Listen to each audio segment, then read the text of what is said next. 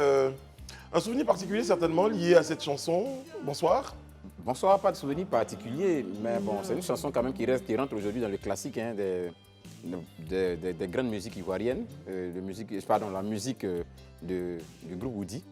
Comme il a dit, Phil Azomé, mais à côté de Phil Azomé, il y avait Obo Snake, il y a comment il s'appelle Chris de Bayon. Chris de Bayon, s'il plaît à son âme. Chris de Bayon. Ouais. Jack Deli. Jack Deli, voilà, Jack Deli. Très bien. Taouda, vous connaissez?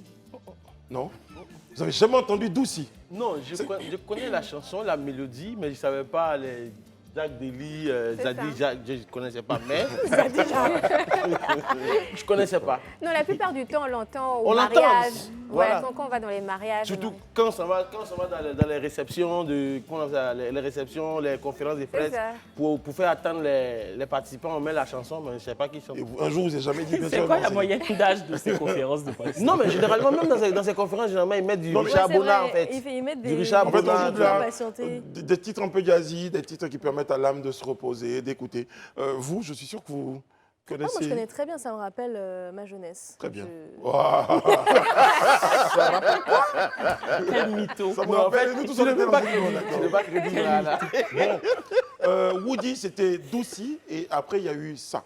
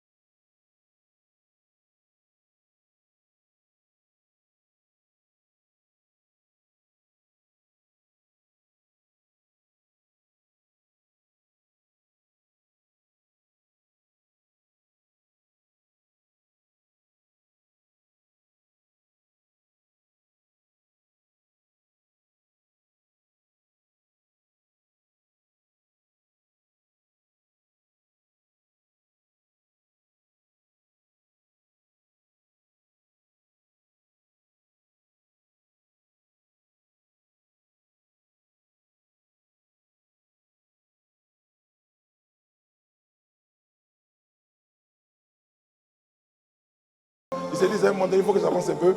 Je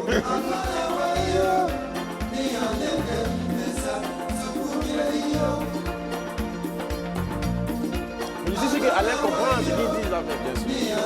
C'est mon cousin qui chante. Ah bon, mais ils disent quoi concrètement? Ben, je vais vous expliquer. Que dit la chanson, Alain? Ouais.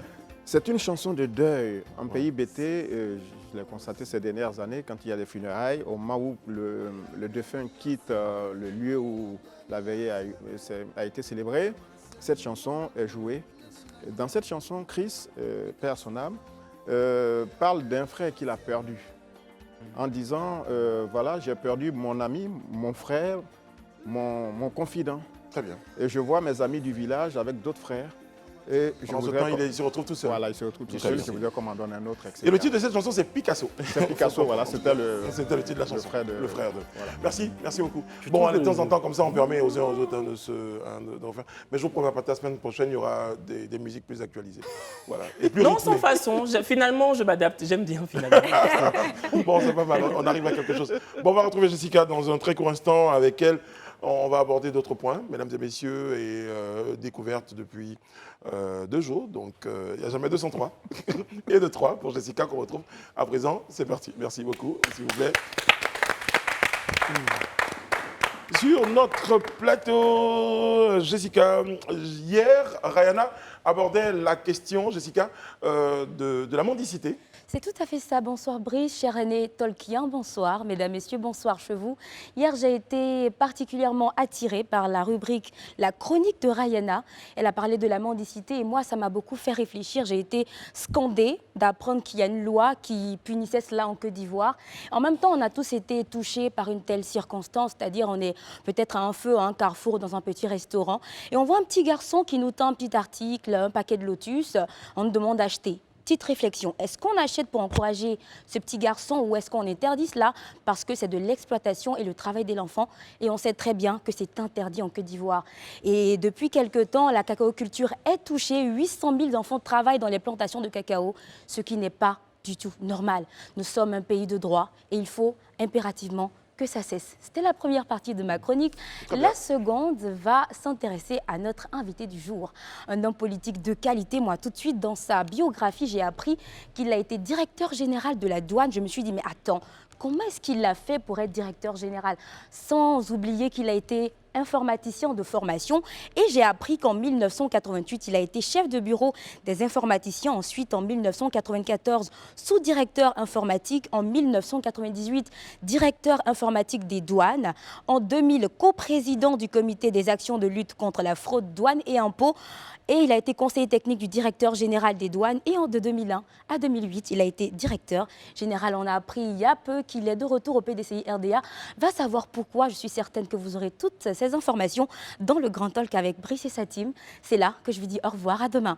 Merci Jessica. Merci beaucoup. Notre invité, elle l'a pas dit, vous l'avez certainement reconnu, s'appelle Monsieur Nyamien Kona. Il sera notre invité, il a été ministre également. On aura l'occasion avec lui de faire le tour de son actualité, de l'actualité politique dans notre pays. Et puis, comme cela, merci Jessica, merci beaucoup. Très très bien. On va applaudir Jessica, s'il vous plaît. Merci, vous êtes gentil. Les amis, c'est vrai, Alain parlait tout à l'heure un peu de deuil et tout ça, donc je me suis dit, qu'est-ce que je pouvais dire pour ramener un tout petit peu de la bonne humeur sur le plateau? Eh bien, j'ai trouvé ceci. Après Rihanna, après André Bois, eh bien, nous avons décidé de penser à des amis que nous aimons très très fort. Eh bien, voici le moment que vous attendiez. Avant Innocent Versace Ramazan, Bébiche. Tout le monde, allez, caméra, à caméra, caméra, caméra. Attention,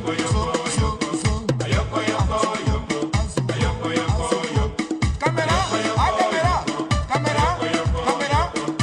Abdul Kanté, Arthur Malan, à caméra, caméra. Ouais. Le vieux. Je pense que cette émission va finir par un procès. Il y a quand même des personnes respectables. Tu sens que Alain même les aiguilles. Le rêve même est bloqué un peu en fait. Hein. Il fait un chocolat avec sa main comme ça. Mais Non, le mais rêve c'est pas. de très très très beaux souvenirs. C'était une très belle émission. Je pense que c'était quelque chose dans cette Franchement, émission. on garde tous des souvenirs. Ouais, Ça, parce que je me demande, à ce moment précis, qu'est-ce qui se passait dans votre tête avec les chaînes et tout ça? Je me demandais même où je me trouvais en fait. C'est-à-dire, pour être honnête, je me demandais, mais c'est après même quand j'ai vu les images, j'ai dit, mais j'étais où en fait? En fait, on lui a dit de faire. Il est venu donner tout ce qu'il avait. Il est là, quoi. Bon. Mais par en fait, contre, sur l'image, on ne ouais. le reconnaît pas parce qu'il n'a pas ses lunettes, en fait, il n'a pas ses yeux. Oui, oui. Il n'a pas ses yeux. Il a essayé Non, de mais se c'est pas moi, c'est camoufler. mon sosie en fait. Ça, c'est toi qui as reconnu, c'est pas moi, c'est mon sosie. Mais par contre, Brice, franchement, je crois que tu parles à André parce qu'on avait vu sa vidéo et là, il est à toutes les sauces. Oui, oui, il non. donne et tout ce qu'il a. Vraiment, André, je sais pas quoi faire de ce Il faut garçon. qu'on parle à André. Voilà. Et là voilà. Est-ce qu'on peut s'arrêter sur les 3 premières secondes d'André qui est en train de faire un pas qui n'existe nulle part? Non, André ou Alain? André, André, sur il est où? complètement à l'extrémité gauche. Alain, Ah oui, on peut revenir son entrée sur scène. Non, c'est son entrée sur scène. L'arrivée d'André sur scène. En fait, il s'échauffe. Il s'échauffe avant Voilà. de commencer Bon. son tuage. Non, vous allez voir la vidéo dans 15 secondes. Voilà, là, l'entrée. On va la voir à l'antenne. Voilà l'arrivée d'André. On regarde à l'antenne, s'il vous plaît. Voilà, regardez André dans le fond. Regardez bien André dans le fond, là où il y a le sapin. Regardez bien André. Regardez-le bien. Regardez bien ce qu'il va faire. Là, à ce moment, André... On aura dit quelqu'un qui s'apprête à tirer un coup franc. C'est un coup franc là, Cristiano Oui, Ronaldo. c'est ça. Il est là, il s'échauffe. C'est le jeu de jambes de Mohamed Ali. Non, mais non, Brice, mais c'est pas sérieux, c'est pas sérieux. Bon, on a Mais passé. bizarrement, on a attaché tout le monde sauf le doyen Alain. Bon. Attachons-le. Non, mais Alain, c'est la classe Oui, il a absolue. dansé Mais classe. regarde, Quelle est la formation? Vous avez participé à la production Oui, enfin, d'un certain nombre de chansons, de chansons des du tubes. groupe. Donc, il a la caméra, non pas la caméra, il a la caméra au coude. Attention, il faut la porter plus haut, la caméra. Ah, voilà, c'est ça. Ouais. En train de se poser la question, qu'est-ce que je fais? Mais c'est vrai. Merci beaucoup, merci. Moi, c'est qui livre les chaînes là? Qui livre? Maintenant, toi, Brice, Mais tu as qui nous donné a les dit, extraits de chacun dans cette émission. Mais toi, tu te rappelles de ce que tu as fait? La Ah oui, grande tiens, qu'est-ce révision qu'il a fait? est D'accord. terminée. On va s'exercer à l'image du jour. Ah ben, les amis, c'est Sadio Mané, l'image du jour, sorti sur blessure lors de la victoire du Bayern Munich contre le Werder de Brême. C'était hier, mardi. eh bien, le Sénégalais Sadio Mané ne disputera pas malheureusement, et ça c'est une grosse perte hein, pour l'équipe du Sénégal, il ne disputera pas la Coupe du Monde, prévue donc du 20 novembre au 18 décembre. Gros coup dur pour le Sénégal. Kevin? Ça doit être pour le Bon, Sénégal. d'accord, j'espère, en tout cas, moi, dans mon cœur, et parce que vous connaissez ma foi, quelque chose peut... Mais bon, là, en tout cas, les diagnostics concernant sa participation sont un tout petit peu... Comment? Pessimiste. Oui, en tout cas, pour le Sénégal, c'est une grosse perte hein, si Sadio Mané, justement, jouerait pas la Coupe du Monde. Et même pour lui, ça doit être une frustration indicible parce que la Coupe du Monde, c'est quand même la plus grande compétition footballistique qui puisse exister. Tous les joueurs de foot rêvent d'y aller. Je me souviens encore que quand Karim Benzema on a été interdit pendant plusieurs années du fait de sa friction avec le sélectionneur français Didier Deschamps. Il a très mal vécu. Donc, j'imagine bien l'état d'esprit dans lequel doit être en ce moment Sadio Mané. Voilà. Ouais. Pour un joueur à l'orée comme ça d'une compétition internationale, et quand on connaît le niveau de Sadio Mané, quand on connaît également l'influence de sa présence sur le groupe des Lions de la Teranga, on peut estimer que, en tout cas on espère qu'il rejoindra le groupe, mais sinon c'est assez triste quand même. Ouais. C'est triste et sa blessure me fait penser à celle de Djibril Cissé. Juste avant Japon 2000, je ne sais plus combien. Avant la Coupe du Monde 2010, je crois. Non, 2010, c'était l'Afrique du Sud. Non, mais c'était plutôt avant le Japon, non? Non, c'était un match amical. Voilà, un match amical contre le Japon. C'est ça, oui, il a été blessé. Il a été blessé et il n'a pas pu... Exactement. Wow. Et c'est vraiment triste. Wow. Bon, en tout cas, on croise les doigts et on espère que l'international sénégalais... Oui, Élisée, vous voulez dire quelque chose? Oui, je voulais dire que l'absence évidente de Sadio Mané à la Coupe du Monde, certainement, va enlever une certaine saveur à la compétition. Sadio Mané, c'est le deuxième en termes de classement pour le Ballon d'Or cette année, derrière Karim Benzema. Sadio Mané, c'est le champion d'Afrique avec le Sénégal. Sadio Mané, c'est 11 buts actuellement dans la Bundesliga, 7 passes décisives. Sadio Mané, c'est tout simplement la classe. Et ne pas voir un tel joueur à la compétition, pour moi, c'est un peu un goût inachevé auquel nous allons assister. Parce que et puis, c'est l'une des chances les plus certaines, vraiment, avec le Sénégal. Parce que Sadio Mané, sans vouloir faire des jus aux autres joueurs du Sénégal, c'est au moins entre 50 et 60% des Lions de la Teranga. Donc, c'est vraiment un coup dur, non seulement pour le Sénégal, mais je dirais pour l'Afrique. Parce que pour l'Afrique, le Sénégal reste l'une des équipes qui, pour nous, vraiment était sûre de nous apporter quelques lauriers. Et bien évidemment, avec Sadio Mané dans l'effectif. Surtout que le Sénégal est l'un des 5 pays à côté du Cameroun, du Maroc, la Tunisie. Bien sûr. Donc, ne pas voir Sadio Mané à la compétition, c'est vraiment c'est un coup dur, en fait, pour le continent. Effectivement, ça crée l'émoi, d'autant plus qu'il y a des pétitions en ce moment sur les réseaux sociaux donc pour le report de la Coupe du Monde. À cause de Sadio Mané. Mais ça ne va pas aboutir. Est-ce qu'il y aura un impact véritable? Non, ça ne pourra pas aboutir. Mais regarde une pétition qui demande que 500 signatures.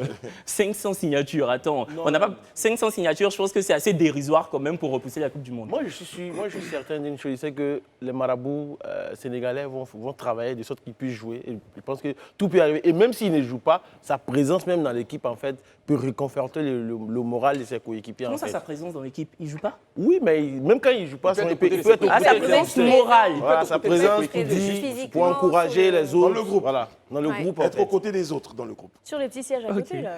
Ouais, d'accord. Donc, même s'il ne Je joue savais pas... pas que le football se jouait maintenant par télépathie. Mais... Non, c'est pas ça. Il y a plein de joueurs qu'on l'appelle... Si nous, par exemple, on décide de partir à Sini la semaine prochaine, et que pour une raison ou pour une autre, vous n'êtes pas à nos côtés, on aurait bien aimé que vous le soyez. Donc, on va tout faire pour que vous soyez à nos côtés. Non, on ne fera pas tout. S'il n'est pas venu, mais ça fait quelques places à moins. On vient pas bien manger. Non, tu vois comment tu fais. En fait, il y a des leaders dans les groupes, il y a des leaders, et même quand ils ne sont pas sur le terrain, en termes de conseils, en termes de présence, en termes de charisme, voilà, on sait que c'est important. Ils emmènent une certaine énergie. En fait. Voilà. Exactement. En soit notre rétablissement à Sadio Mané, qu'il revienne assez vite, même s'il ne joue pas le mondial, mais qu'il ne perde pas la saison, qu'il revienne très vite à son meilleur niveau. Je peux aussi dire un mot. Je suis un peu surpris aussi qu'à 2 semaines d'une compétition aussi importante, les championnats ne soient pas arrêtés. Au moins pour laisser les clubs, les sélections et autres s'entraîner. Voilà, ça c'est encore la logique et la loi de l'UEFA, notamment voilà, qui organise les championnats en Europe.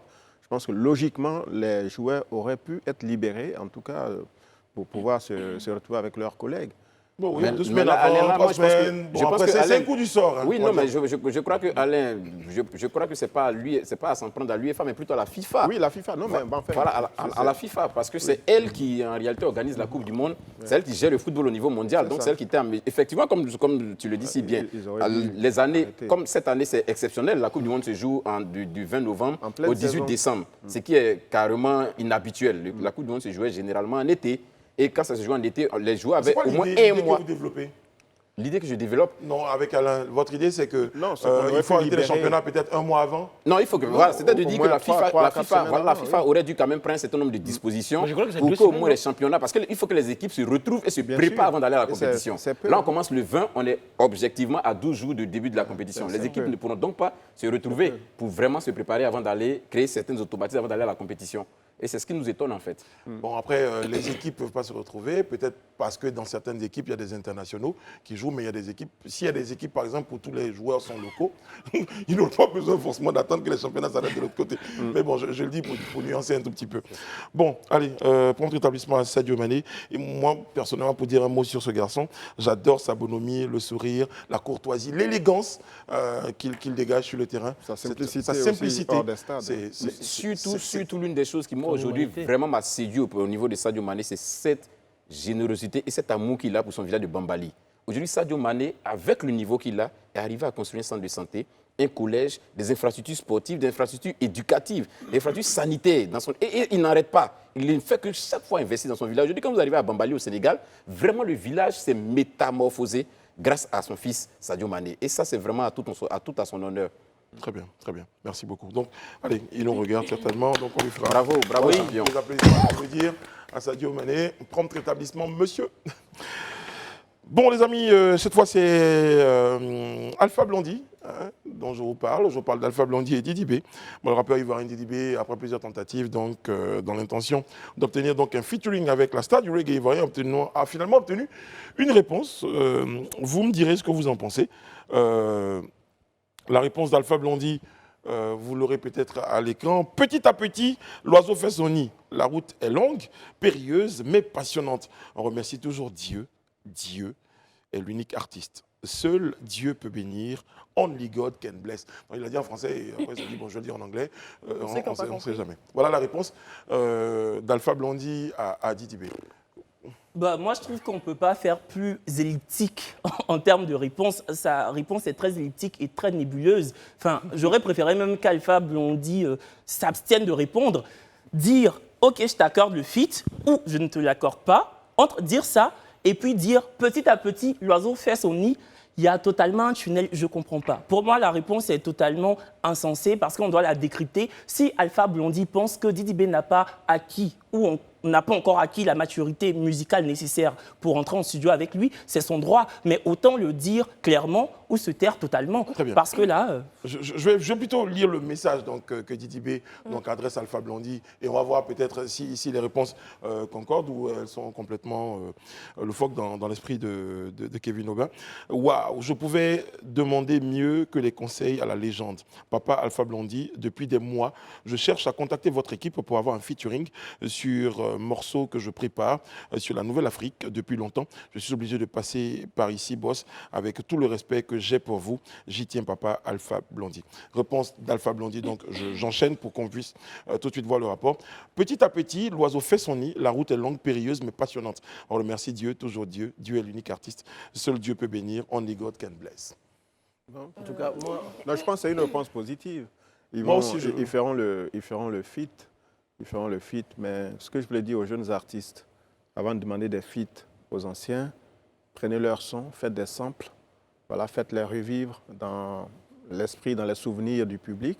Et ensuite, le chemin est plus facile. Ça s'est produit avec Musty qui a repris une chanson de Mewé. Et après, C'est ce que vous voulez dire? voilà, c'est ça. Très bien. Il faut le faire. Mais juste pour revenir à Alain, la plupart du temps, les anciens artistes ne sont pas totalement d'accord quand la jeune génération reprenne Non, ça leur dépend. titre. C'est-à-dire que quand on reprend la chanson, Ça s'appelle comment la reprendre? Il ne faudrait pas la travestir, voilà, quoi. on transmet la copie à l'auteur et puis bon, il apprécie. Mais généralement, ils acceptent. Mais déjà, Tu sais, demande quand tu l'autorisation. lis ces deux messages, honnêtement, moi j'apprécie déjà l'humilité et la clarté des propos de Didi B qui demande ouvertement un feat avec une personne qui est considérée comme une légende dans le milieu artistique en Côte d'Ivoire. Donc déjà, c'est un aveu qu'il lui fait dans tout le respect. Donc encore une fois, comme Kevin le dit, on ne comprend pas sa réponse. Je sais que ce ne sont pas des demandes qui se font sur les réseaux sociaux, mais Didi B l'explique bien, il a fallu qu'il passe par là pour l'interpeller.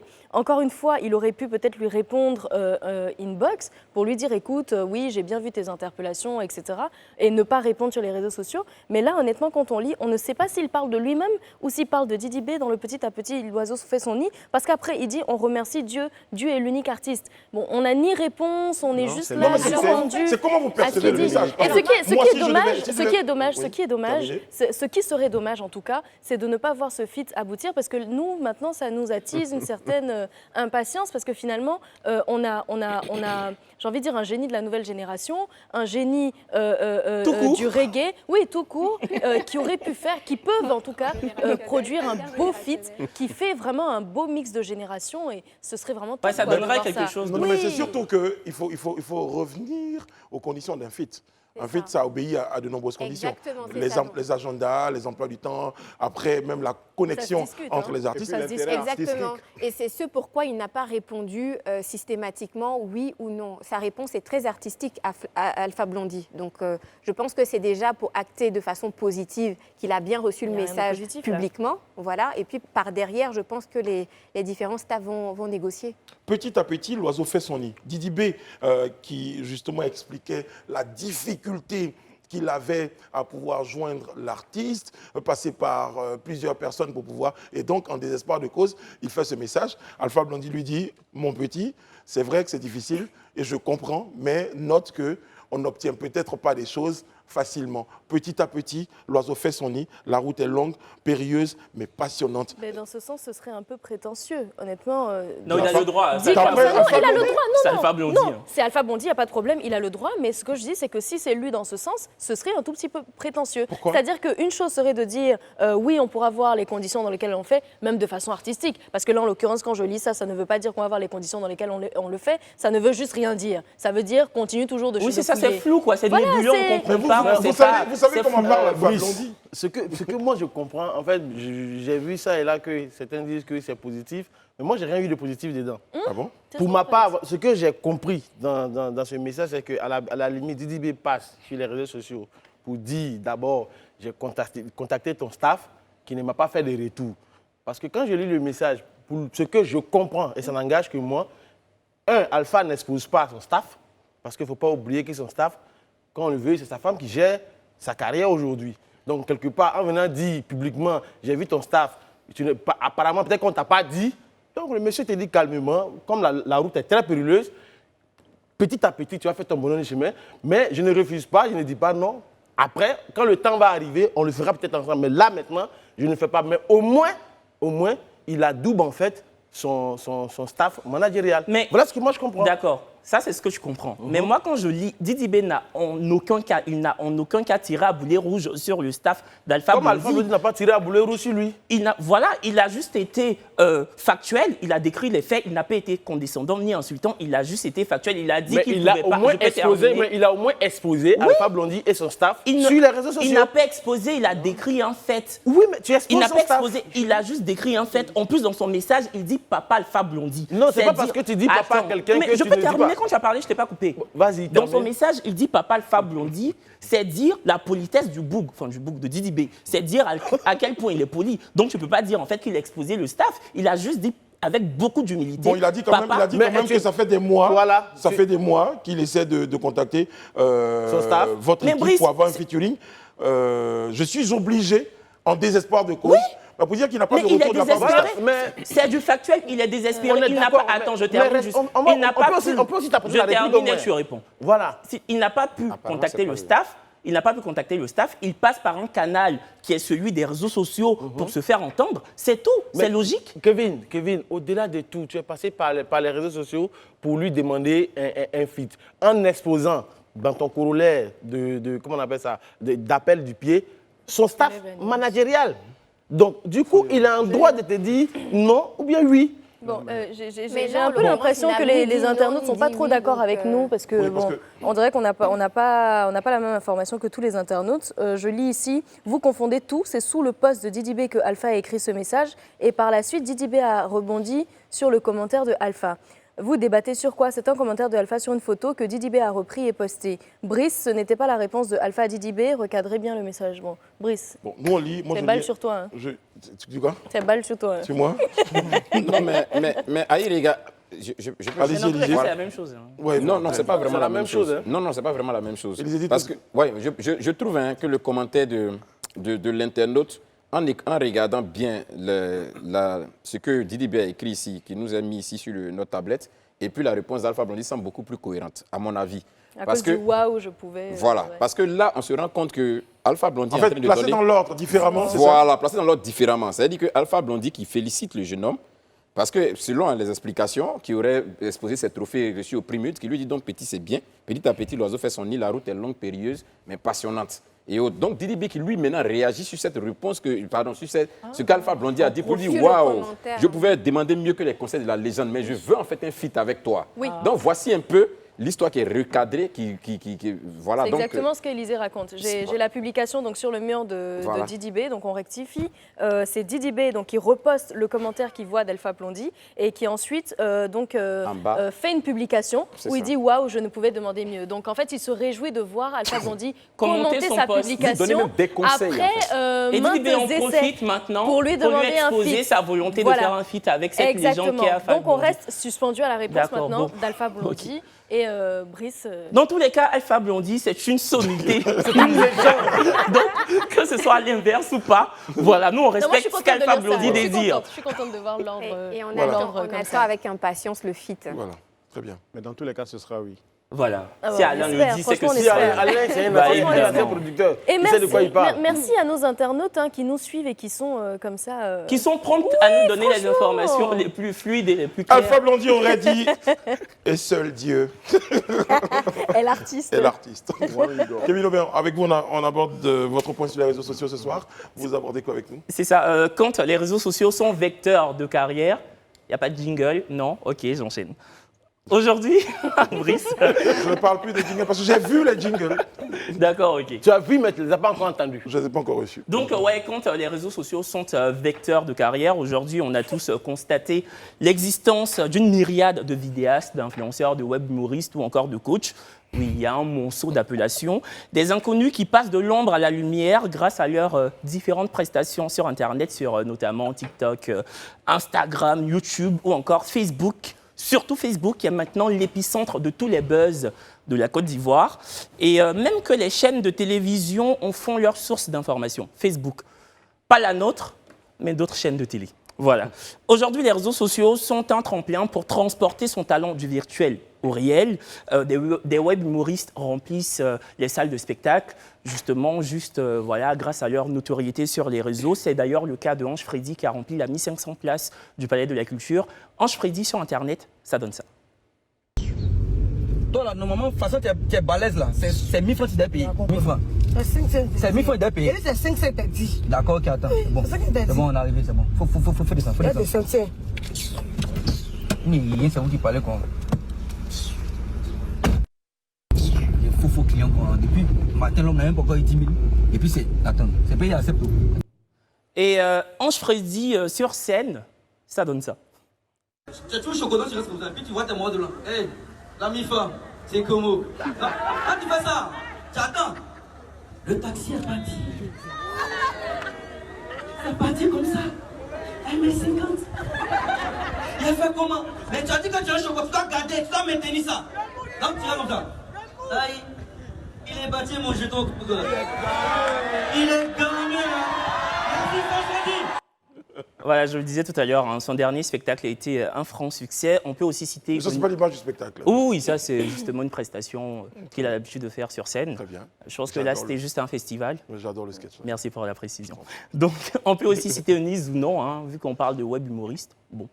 À l'inverse, des humoristes de profession qui arpentent des scènes depuis des années deviennent quant à eux web humoristes pour se maintenir à flot et surtout concurrencer, barouder contre cette nouvelle génération de web humoristes, mais surtout s'adapter à l'ère du temps. C'est le cas de l'humoriste Magnifique qui enchaîne depuis des mois des sketchs sur sa page Facebook, chose qu'il ne faisait pas avant. Et il y a une pionnière de la comédie qui s'est aussi lancée dans cette itinérance de vidéos sur Internet. Devinez laquelle? Adrien Couture? Non. Basé. Basé Thérèse. Parce qu'il était à côté de moi quand je préparais ma chronique. Bref. Mais je fais comme toi, oui. J'ai fait la poucave. Il s'agit donc de Basé Thérèse qui a fait les beaux jours de la série Ma Famille et les mauvais jours de sa rivale Ange dans la série. Basé, un pur produit du théâtre, se produit désormais sur YouTube et ça donne ça. Oui. Non. Je veux 450 chaises, 10 bâches et puis 7 sacs de riz. Oui, j'ai bien 7 sacs de riz, c'est pourquoi? Ne quittez pas. Mais grand, c'est pour le mariage. Mon mariage. Mais c'est trop. Mais tu sais que je suis bien connu. Tu veux que je fasse quoi? Et puis c'est ma belle famille. Et alors? Hein? Nous, c'est la vraie. Il y en a d'autres, des vidéos de Basé Thérèse sur sa chaîne YouTube qui s'intitule Basé TV, très originale. Elle met en scène des jeunes hommes et des jeunes femmes de son quartier avec lesquels elle réalise ses sketchs. Après, ces vidéos ne connaissent pas vraiment un franc succès. C'est pas fou. Voilà. Bon, c'est le cas de le dire, mais il ne faut pas trop le dire non plus. Voilà, donc il faut se fier... Elle commence en même temps. C'est le début? Ça fait 2 ans. Il faut se fier à l'évidence. Aujourd'hui, les réseaux sociaux sont la condition sine qua non pour transfuser son talent du virtuel à la scène ou à la télévision. Oui, mais surtout un moyen pour lutter contre la désuétude et s'ancrer de façon pérenne dans la tête et le cœur du public. Très bien. Parce qu'en même temps, on fait des sketchs qui ne sont pas vus par de nombreuses personnes. Donc aujourd'hui, en utilisant l'outil informatique, les réseaux sociaux, eh bien, on espère toucher plus de personnes. Mais qu'en plus, vous avez la possibilité de monétiser vos contenus désormais. Donc je crois que tout le monde s'y met. Bon, voilà. Vous n'allez pas rester en marge, vous l'avez dit tout à l'heure, de l'évolution du monde pour dire non, comme je n'ai pas commencé sur Internet, tout le monde peut être sur Internet. Moi, je reste à faire mes scènes tous les vendredis.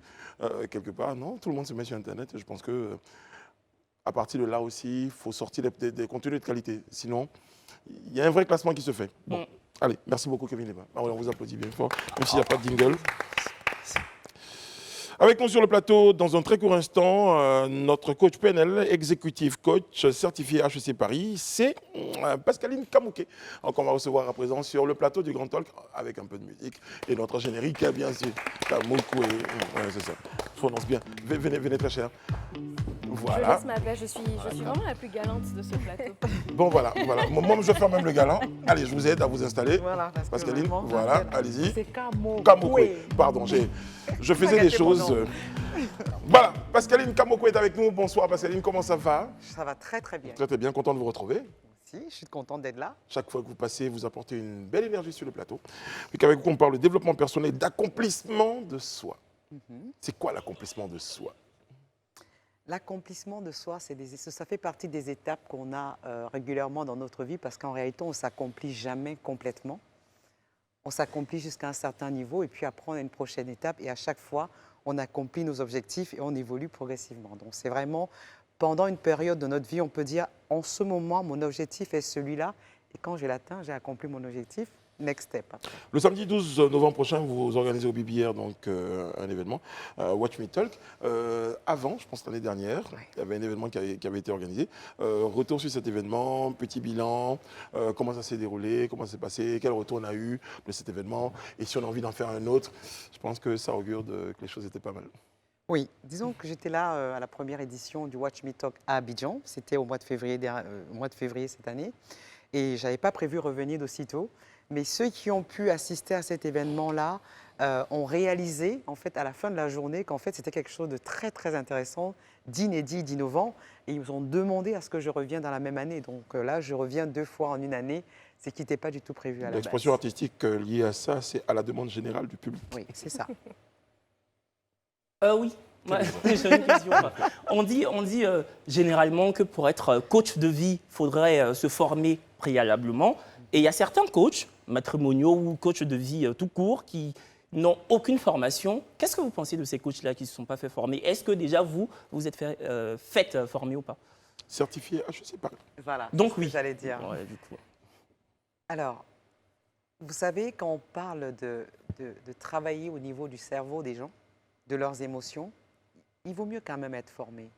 Parce qu'on ne peut pas s'amuser à juste aller coacher les gens parce qu'on a regardé un film, parce qu'on a regardé une vidéo, parce qu'on a lu un bouquin et penser qu'on est des experts.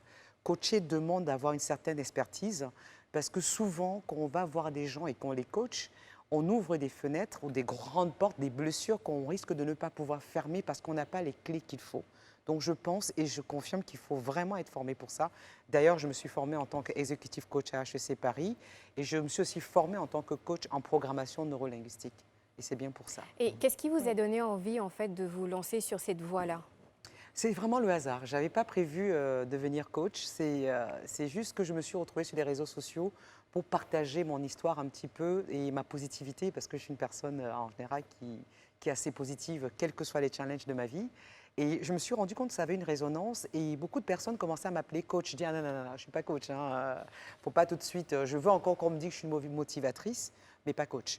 Et quand la demande a été beaucoup plus forte, je me suis dit, là, il faudrait quand même que je me forme. Donc, c'est pour ça que je me suis formée à HEC d'abord et après coach PNL pour pouvoir avoir les clés, vraiment les bonnes clés pour pouvoir accompagner les gens. C'est un peu comme le frère d'Alain Toussaint dans mon quartier qui entraîne 3 garçons qu'on appelle coach. On dit souvent que le cordonnier est toujours mal chaussé. Oui. Est-ce que vous-même, vous coachez ou alors vous avez recours en fait à des grands frères, enfin à des coachs De l'auto-coaching. Voilà. Disons que ce qu'on nous enseigne, c'est que, je crois qu'on a eu cette conversation. C'est vrai, c'est vrai. Un coach qui n'a pas de coach, ce n'est pas un bon coach. Parce que si je ne suis pas coachée sur certaines difficultés que je rencontre, j'aurais tendance à faire un transfert au moment où je vous coach. Si par exemple vous êtes quelqu'un qui a des difficultés dans votre couple et que je n'ai pas traversé ce challenge au niveau de mes blessures personnelles, je vais me retrouver en train de vous donner des conseils. Parce que je n'aurais pas fait ce travail sur moi. Ça va aller me blesser, en fait rappeler des choses que j'ai vécues. J'aurais tendance à vous dire, mais ne faites pas ça, alors que je n'ai pas le droit de vous donner des conseils pendant le coaching.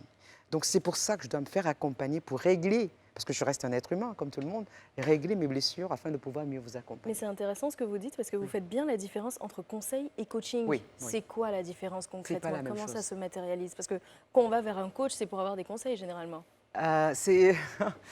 Bon, c'est assez ambigu parce que je pense que c'est un débat qui demanderait des jours pour ça. Une chose est très claire, c'est qu'un coach a pour objectif d'aider le coaché à trouver la solution lui-même. Pourtant, ce qu'on voit de plus en plus, c'est le coach qui crée une dépendance. C'est vrai, ça, c'est bon pour le business. Par contre, si on veut vraiment aider la personne qu'on accompagne, on a intérêt à susciter l'intérêt nécessaire auprès de cette personne afin qu'elle trouve elle-même la solution. Si c'est moi qui te donne la solution, à chaque fois que tu auras un problème, tu vas dire « Où est coach Pascaline ?» Or, il faut que tu te dises « Elle m'a donné les clés pour trouver la solution. » Très bien. Ok. On m'a vu chercher à Madame, avoir Daouda dans le ce débat. que je voulais savoir, c'est qu'aujourd'hui, vous parlez de formation sur la neurolinguistique et autres. Aujourd'hui, quelle est la différence en fait entre un coach et un psychologue? Parce que quand on a des problèmes de couple, on va aussi voir un psychologue c'est vrai. pour nous parler, pour nous donner des orientations. Et on sait qu'ils sont médecins. Quelle est la différence entre vous et eux? Alors, c'est vrai que on est assez complémentaires. Je pense que même entre le coach et le psychologue, il devrait avoir un point d'intersection dans lequel il y a un métier qui doit être créé au milieu. Le psychologue va aller chercher le pourquoi de la situation d'aujourd'hui. Je ne suis pas bien.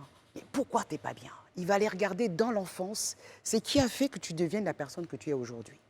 Donc on a la première bulle avec le psychologue qui va beaucoup travailler sur le passé. De l'autre côté, on va avoir la bulle avec le coach qui va dire, au lieu de nous focaliser sur le pourquoi, focalisons-nous sur comment on avance. Donc il va être beaucoup plus en train de dire, ok, je te prends aujourd'hui avec ton passé, ensemble, on va trouver des clés pour pouvoir aller sur le comment j'évolue. Donc je pense qu'au milieu, il manque quelque chose. Je n'ai pas la capacité ou la légitimité de créer un nouveau métier, mais je pense qu'il serait intéressant d'avoir un truc au milieu qui relie ce que psychologue fait et ce que le coach fait. Et là, on est vraiment dans ce point d'intersection. J'ai une petite De idée. pouvoir... Ah, j'aimerais bien l'écouter. Entre les deux, il y a le pasteur. La Il y a la religion. Il y a la religion. Ah là, si on ouvre ce Mais débat-là... en fait, Alors justement, je vais aller prendre sur l'élan de Brice. Tout à l'heure, vous avez prononcé le mot blessure. Oui. La presse a fait écho, fait même écho régulièrement Ouais. des coachs Oui. qui sont parfois assimilés à des gourous, à des charlatans, C'est vrai. des temps nouveaux. Est-ce que vous avez le sentiment que justement, ceux qui exercent ce métier-là tirent profit des fragilités des personnes déjà qui sont parfois atteintes par un certain nombre de choses et un peu comme dans la religion, on se confie à un pasteur. Est-ce que vous n'êtes pas aujourd'hui une forme de pasteur De la gourou des temps modernes. Voilà, de la motivation. Alors, je pense que si on regarde la religion, bon, là vous parlez des pasteurs, ils répondent à une problématique qui est concrète et qui est là. Si on regarde les coachs d'aujourd'hui, on répond un peu à la même problématique. La seule différence, c'est que vous allez voir dans l'univers du développement personnel, il y a beaucoup de coachs, on préfère dire l'univers, appeler Dieu d'une certaine manière, comme on le sent, alors que dans la religion, on va carrément dire Jéhovah, voilà, appeler Dieu comme on le veut. Maintenant, vous savez, tout à l'heure, je vous ai parlé d'éviter le fait de dire « coach Pascaline m'a dit que ». Parce que quand je crée cette relation de « post Pascaline m'a dit que », je me mets dans une posture de supériorité par rapport à mon coaché. Et là, on peut très vite basculer dans ce phénomène de gourou, où la personne aura l'impression que c'est moi je suis vraiment la personne qui va changer sa vie. Vous êtes la solution. La solution, constamment. pourtant non, en fait. Et je pense que c'est l'erreur que beaucoup de personnes font, elles sont tellement dans une posture de victimisation qu'elles trouvent c'est facile pour elles de se dire je fais ce qu'on me dit parce qu'elle ne veut pas être dans la responsabilisation. Être responsable de ses actes, c'est d'accepter que nous aussi on a nos torts, que nous on a notre part de responsabilité. Personne ne veut ça. C'est plus facile de dire j'ai pas de chance, ça a toujours été comme ça, je comprends pas, depuis que je suis petite, je sais pas, je trouve pas le bon boulot, je trouve pas le bon mari, je trouve pas la bonne femme. C'est facile, parce que c'est pas de notre faute. Alors que si on fait le travail de nous dire toi, tu es responsable de ce qui t'arrive. Je ne suis pas en train de dire que parfois les challenges de la vie qu'on a, on les a créés. Non, c'est qu'est-ce qu'on en fait? Est-ce qu'on se dit que je subis ma vie ou je la sublime? On peut prendre le choix de se dire, j'ai trop de challenges, j'ai trop de problèmes, je m'arrête là. Ou de dire non, c'est OK, mais qu'est-ce que j'apprends de ça? Élisée? Moi, je voudrais juste savoir, madame, quel est l'impact réel du coaching sur l'individu? Parce que vous avez dit quelque chose tout à l'heure et que nous constatons tous. Certaines personnes aujourd'hui sont devenues pratiquants comme des gourous, comme il le dit, des charlatans nouveaux. Ça veut dire que leurs patients ne peuvent absolument rien faire sans eux. Ils sont aujourd'hui même ceux-là qui sont au centre même des foyers, des couples. Ils dirigent ce que monsieur doit faire, ce que madame doit faire. Vous, votre coaching, quel est son impact réel? Est-ce que vous avez des anecdotes qui peuvent nous montrer l'impact réel de ce coaching-là sur la vie des personnes qui reçoivent ce coaching? Ou des témoignages, pas forcément des Des témoignages. Vous savez, moi, je suis beaucoup plus dans le corporate. J'accompagne beaucoup plus les managers, les dirigeants, les DG par rapport à leur épanouissement personnel en lien avec l'épanouissement professionnel. Okay. Ce qu'on remarque souvent, c'est par exemple quelqu'un qui était votre collègue et du jour au lendemain, il devient votre boss. Il devient votre directeur, vous devez lui rendre des comptes. Et c'est là où il a vraiment besoin d'un accompagnement pour pouvoir travailler son leadership. Donc moi, je vais emmener cette personne à développer une nouvelle posture par rapport à ses anciens collègues de travail. Ça, c'est un cas concret. Et c'est très difficile, c'est d'autant plus challengeant quand la personne est très jeune. Quand vous arrivez, par exemple, dans un milieu où tout le monde a plus de 60 ans ou 50 ans en moyenne, et que vous êtes un jeune dynamique qui arrive, vous avez des idées brillantes, vous avez à peu près peut-être 2-3 ans dans la boîte, vous avez 25 ans, et là, on vous promeut, c'est compliqué. Et là, c'est là où le coaching va pouvoir aider la personne parce que même elle-même, pour cette transition de poste, cette prise de poste, elle-même, elle a besoin de se rassurer et de réaliser qu'elle a tout ce qu'il faut à l'intérieur d'elle. Et là, on va l'accompagner dans ce sens-là. Très bien. Watch Summit Talk, c'est ce samedi 12 novembre au BBR, qui est attendu. Comment on participe? Alors, je suis très contente d'être là pour la deuxième fois. Et la première édition, il y avait Fabrice Sawignon, Stanislas Zézé et d'autres speakers. Et dans la demande des Ivoiriens, ils m'ont demandé est-ce que c'est possible de faire revenir Fabrice Sarunion et Stanislas Zézé. Donc moi, j'ai tout naturellement fait la demande et puis ils m'ont dit mais on croit en ton projet parce que ta vision elle est tellement grande. Je ne sais pas si vous savez vraiment ce que c'est que le Watch Me Talk. C'est vraiment un événement qui permet de révéler son leadership par un coaching que je fais sur les croyances limitantes, les pensées limitantes, la confiance en soi, pour devenir inarrêtable. Et ces speakers viennent partager leur expérience pour permettre aux gens de rendre possible ce qui semble impossible. On a Didier Akouete aussi qui est avec nous, le directeur de Afrique Search. On a Gildas qui est le directeur de Suno Insurance ici en Côte d'Ivoire. On a Sephora Kodio, on a Afou Touré, on a Dominique Colin, calife pardon, de la CIE. Donc je pense qu'on est quand même suffisamment entouré pour pouvoir réellement amener les gens à partir d'un point A à un point B. Très bien. Voilà. Et c'est pour ce 12 novembre au BBR, il y a un contact pour les personnes intéressées? Oui, il y a un contact. Si les personnes veulent... Bon, déjà, il faudrait qu'ils sachent le prix parce qu'il y en a qui ont pu se dire que c'est très cher. Je préfère le dire tout de suite, c'est 300 000 francs à la place. Mais pour cela, vous voyez, j'aime bien la réaction de mon voisin parce que qu'on entend le... C'est Daouda seul, c'est Daouda seul qui a réagi. Non, j'ai réagi. On a compris. C'est pour Non, ça pour la qu'il fallait que je précision, le j'ai dise. réagi C'est parce que, important. bon, je me suis dit... Daouda, on a compris. Tu étais le seul à réagir et elle va expliquer pourquoi. C'est Elle comprend important. ta réaction. Je comprends cette réaction, ok? Parce que je pense que les gens n'ont pas compris l'importance d'investir sur soi. On se dit qu'on réalise la valeur de ce qu'on a quand on peut le toucher. Pourtant, en réalité, par exemple, moi, je vais dire le prix, c'est 300 000. Dans 300 000, vous avez la visite touristique en bateau.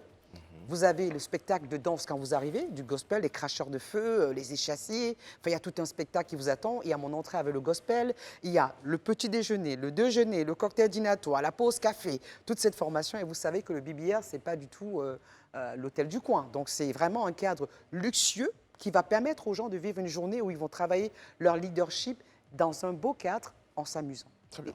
Voilà. Donc, c'est pour ça que je tiens à préciser. Une petite dernière question pour la route, madame. Oui, je vais donner mon contact aussi. Entre juillet et août dernier, une coach est apparue à la télévision, Oui. coach Amon Chic. Oui. Vous en avez entendu Oui, parler. bien sûr. Qu'est-ce que vous avez pensé de ce type de programme sur une télévision africaine? Le programme télé qu'elle propose, ce Oui. qu'elle a fait... Et elle-même qui est la présentatrice de ce programme. Alors, moi, je n'ai pas d'avis à donner là-dessus. Vous savez pourquoi?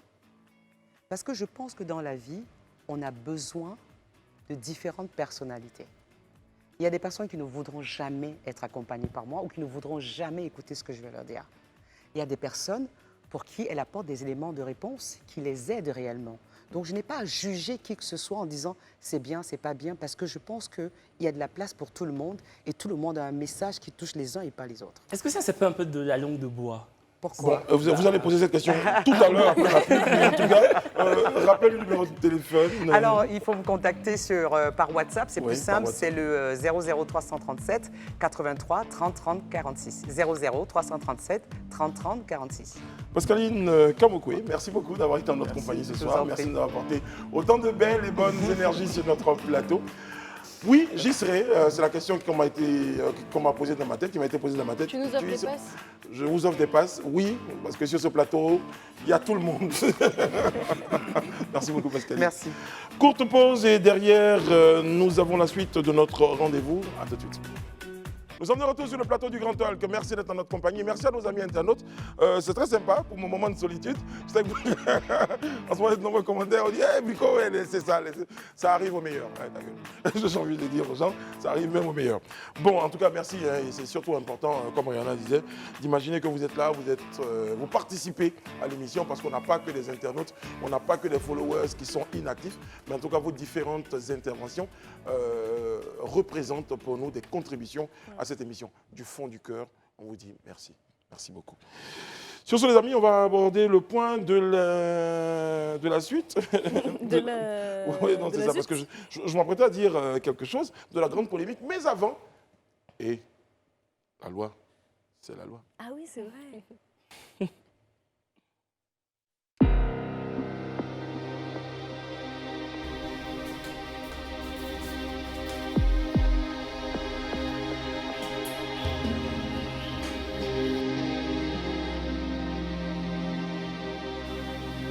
Je suis dans la cuisine, devant la marmite. Je manifeste le besoin de voler une viande dans la sauce. Pas peur de me faire prendre Je sollicite une aide. Allô Chloé, je manifeste le besoin de voler de la viande dans la sauce. J'ai besoin de toi pour sécuriser la zone. Merci.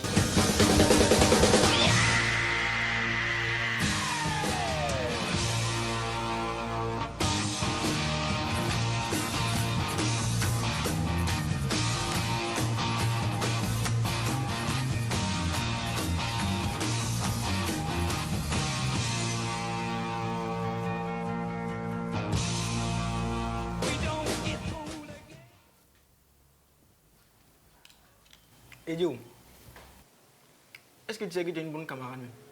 Aïe, qu'est-ce que j'ai fait? Tu m'as aidé à voler viande. En tout cas, merci. Ça fait rien. Merci à ma trappe là. Est-ce que tu es dedans? Pourquoi? Tu m'as aidé et dans la loi ivoirienne, ce genre de générosité là est récompensé. Oui, oui, l'article du code pénal ivoirien est clair. Est complice d'un délit ou d'un crime. Celui ou celle qui, sans prendre part à sa réalisation, en connaissance de cause, procure tout pouvant servir à l'action, que ce soit une arme ou un renseignement. Tu m'as aidé, non championne. On s'en va là-bas. Ça va là-bas comme ça. Merci Toseta. Tous les mercredis, donc rendez-vous avec Toseta pour Et la loi, c'est la loi.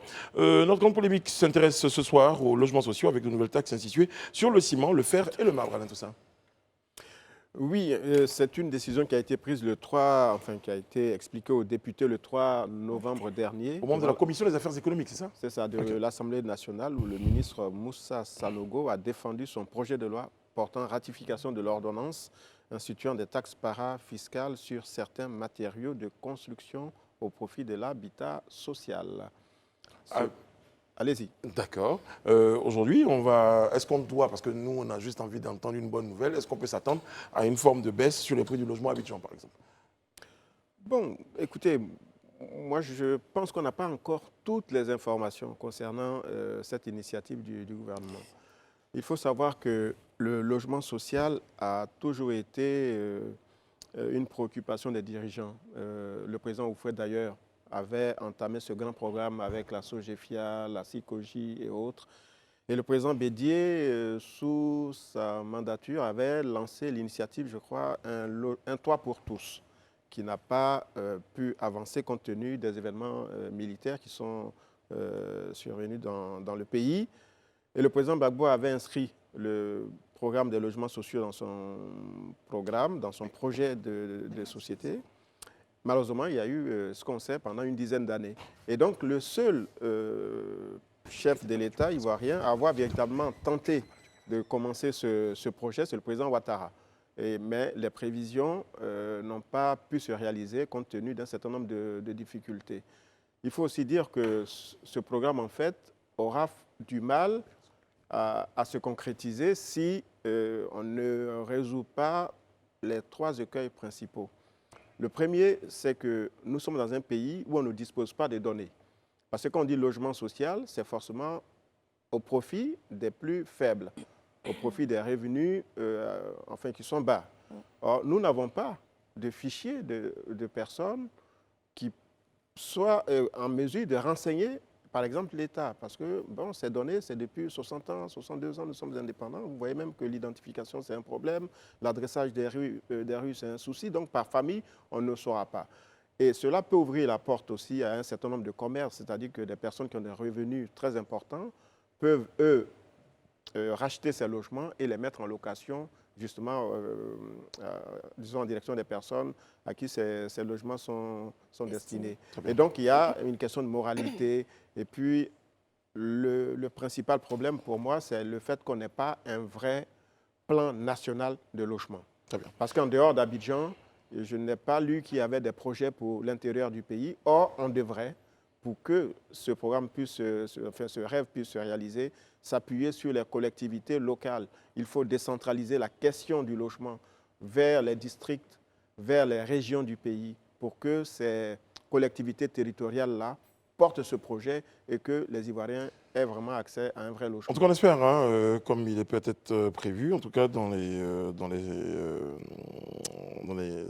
dans les prévisions d'avoir donc sur le plateau Monsieur le ministre Sanogo pour nous donner plus de détails sur l'opération.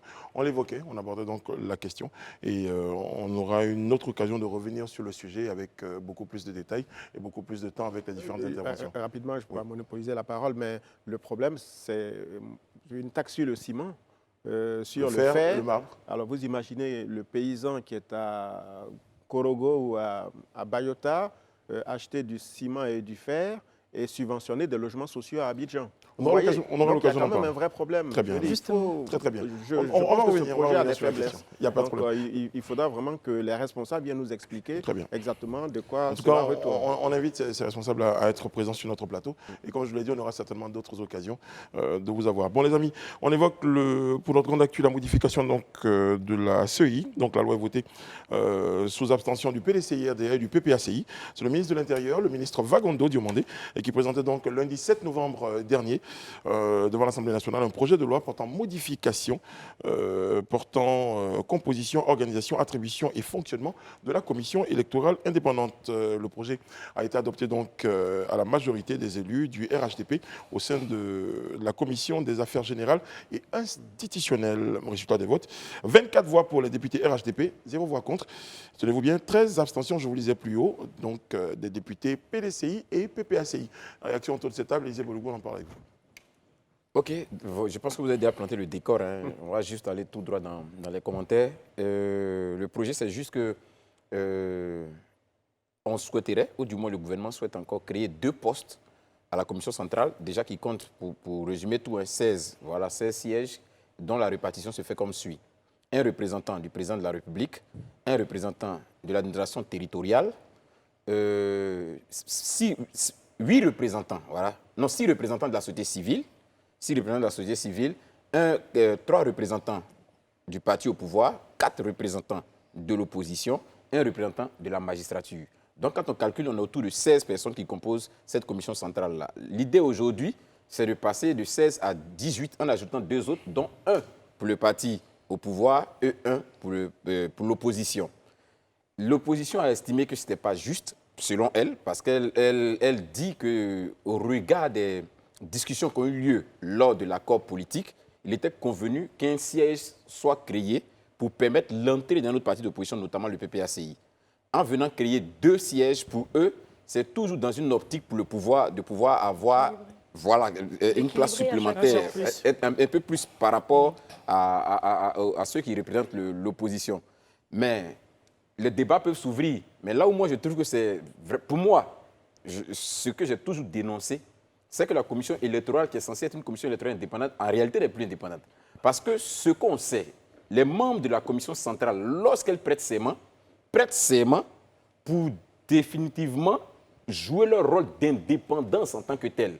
Mais si les partis commencent déjà à lutter, à se plaindre par rapport au fait qu'il peut y avoir moins de représentants par rapport à un autre, c'est parce que justement ces partis-là savent que ce n'est pas indépendant. Puisque étant là-bas, en dépit de la prestation de serment, les gens défendront les intérêts des partis. Alors que la prestation de serment devait vous emmener à ne pas défendre les intérêts des partis, mais à plutôt être juste et neutre et à faire le travail d'indépendant qu'on vous demande. Parce que la commission est censée être une commission électorale indépendante.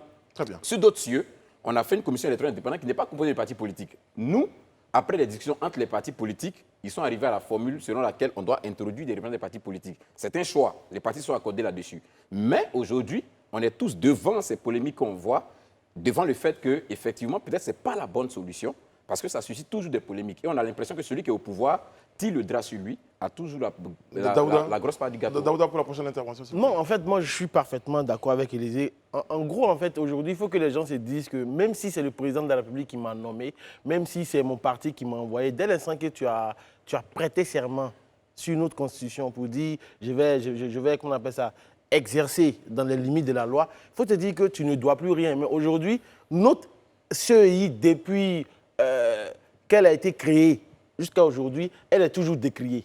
Sous Laurent Gbagbo, c'est la même chose qui s'est passée. Après, Laurent Gbagbo est parti, le président Alassane Ouattara est arrivé, c'est la même situation. Mais je tenais juste à dire aux uns aux autres que sous Gueye Robert, il y a eu Honoré Gueye qui était là. Mais ça ne l'a pas empêché de donner les résultats et de donner Laurent Gbagbo gagnant. En Centrafrique, il y a eu la même situation. C'est le président qui a nommé le président de la commission électorale indépendante. Mais ça n'a pas empêché la dame de donner les résultats, dit que le président n'est pas président. Alain Toussaint, Donc, il faut pouvoir quel changer est le cela, en rôle fait. aujourd'hui d'un représentant d'un parti politique au sein de la commission électorale indépendante? Quel est son rôle pour que ce soit, ça suscite autant de convoitises? Bon, je pense que c'est un rôle de vigie. Voilà, de surveiller, de voir s'il n'y a pas de complot, de plan tordu, Machiavélique. voilà, machiavélique. Voilà, et défendre les intérêts de l'organisation qui le représente. Nous, on a déjà eu ce débat sur ce plateau. Vous le savez, depuis 2 saisons, je pense qu'il faut redonner à l'État la responsabilité d'organiser les élections en Côte d'Ivoire. On a des préfets, des sous-préfets. Maintenant, on a créé des districts. On a des régions et autres. Bon, le pouvoir est décentralisé. Donc, il faut, comme sous Oufouette, et même également comme dans d'autres pays, que ce soit l'État qui organise, pas le gouvernement, je dis, ni le parti au pouvoir, mais l'État, avec ses démembrements, qui ait la responsabilité d'organiser les élections. Et on tournera ainsi la page des disputes, parce que à chaque saison électorale ou préélectorale en Côte d'Ivoire, on est toujours face à ce type de spectacle. Au sein de la polémique, à tout moment. Personne n'est jamais d'accord Ben oui. et c'est un gros leurre parce que la commission électorale indépendante finalement ne se retrouve pas indépendante, c'est juste une image qu'elle se donne. Non, elle est prise en otage par les partis Si à chaque fois elle politiques. doit être manipulée en fonction des humeurs. Justement, je suis totalement d'accord avec Alain. Si on part déjà du postulat que les membres de la CEI pourraient être ou seraient manipulés tels des télécommandes par leurs différents partis politiques, je pense qu'on débute très mal. Voilà, on a déjà vécu quelque chose d'assez horrible en 2011. Pourquoi déjà phosphorer, penser en fait que le gouvernement voudrait galvauder la CEI? Je ne comprends pas justement la posture du PPACI, qui est un nouveau parti qui déjà vient d'arriver dans l'arène. Il n'était pas dans l'opération, il était accompagné du PDCI. Il y avait le PDCI aussi. Oui, mais moi j'ai envie de parler Mais du je pense que le PDCI, c'est pas soutien, hein. Le PPACI vient d'arriver dans l'arène politique et déjà, il commence à foutre un peu la merde, excusez-moi du terme. Non, pourquoi vous dites ça? moi, je Non, trouve que non, si. non, vous dites Bah, pas ça. si. Bah, voilà. Non, mais parce que qu'on le veuille ou non, je pense que le PPACI veut aussi sa place de vice-président. C'est un peu ça. Parce qu'aujourd'hui, il faut qu'on sorte de cette spirale et de préjugés du fait que les gens sont très mal intentionnés et autres, en fait. Soit, si on t'envoie à la CEI, tu as prêté serment, viens, fais ton travail, tu n'as de compte à rendre pas à ton parti. Mais malheureusement, quand les gens du RHDP arrivent, ils rendent des comptes au RHDP. Ceux du PDCI arrivent, ils rendent du compte au PDCI. Non, il faut que ça change. Très bien. Il faut que On ça marque change. une courte pause et on revient tout à l'heure sur le sujet. Nous sommes de retour sur le plateau du Grand Talk en compagnie de Kevin Aubin, la magnifique Isabelle Vauvor, le très élégant Alain Toussaint, le tonitruant Daouda Koulibaly, Sa Majesté, la splendide Rayana Assi, et le très sage, il faut le reconnaître, le très sage Élisée Bologo. Merci de le reconnaître. Il a mis ses idées en ordre. Il a mis ses idées en ordre. Non, mais c'est une marque de fabrique. Je savais que la caméra sera braquée Voilà, sur c'est moi. une marque de fabrique. Bon, allez, un petit sourire avant de revenir donc sur un sujet beaucoup plus sérieux. Celui-là concernant donc la modification de la CEI. Je le disais donc, et pour ceux qui viennent de nous prendre en marche, eh bien c'est un projet de loi donc portant modification, portant composition, organisation, attribution et fonctionnement de la commission électorale indépendante. C'est bien qui a été adopté à la majorité des élus du RHDP avec l'abstention des députés PDCI et PPACI. Raison donc évoquée sur le plateau ici par les uns et les autres, proposition d'Alain de ramener la CEI à l'État. Enfin, l'organisation de l'élection à l'État. Parce que la CEI, finalement, selon les propos, n'est peut-être pas si indépendante que ça. Oui, non, mais c'est et ce surtout que Alain être dit n'est jamais pas l'objet faux. de consensus. Ce que je voulais dire ici, la séquence actuelle montre que tout ce qui a été décidé lors du dialogue politique n'était en fait qu'hypocrisie.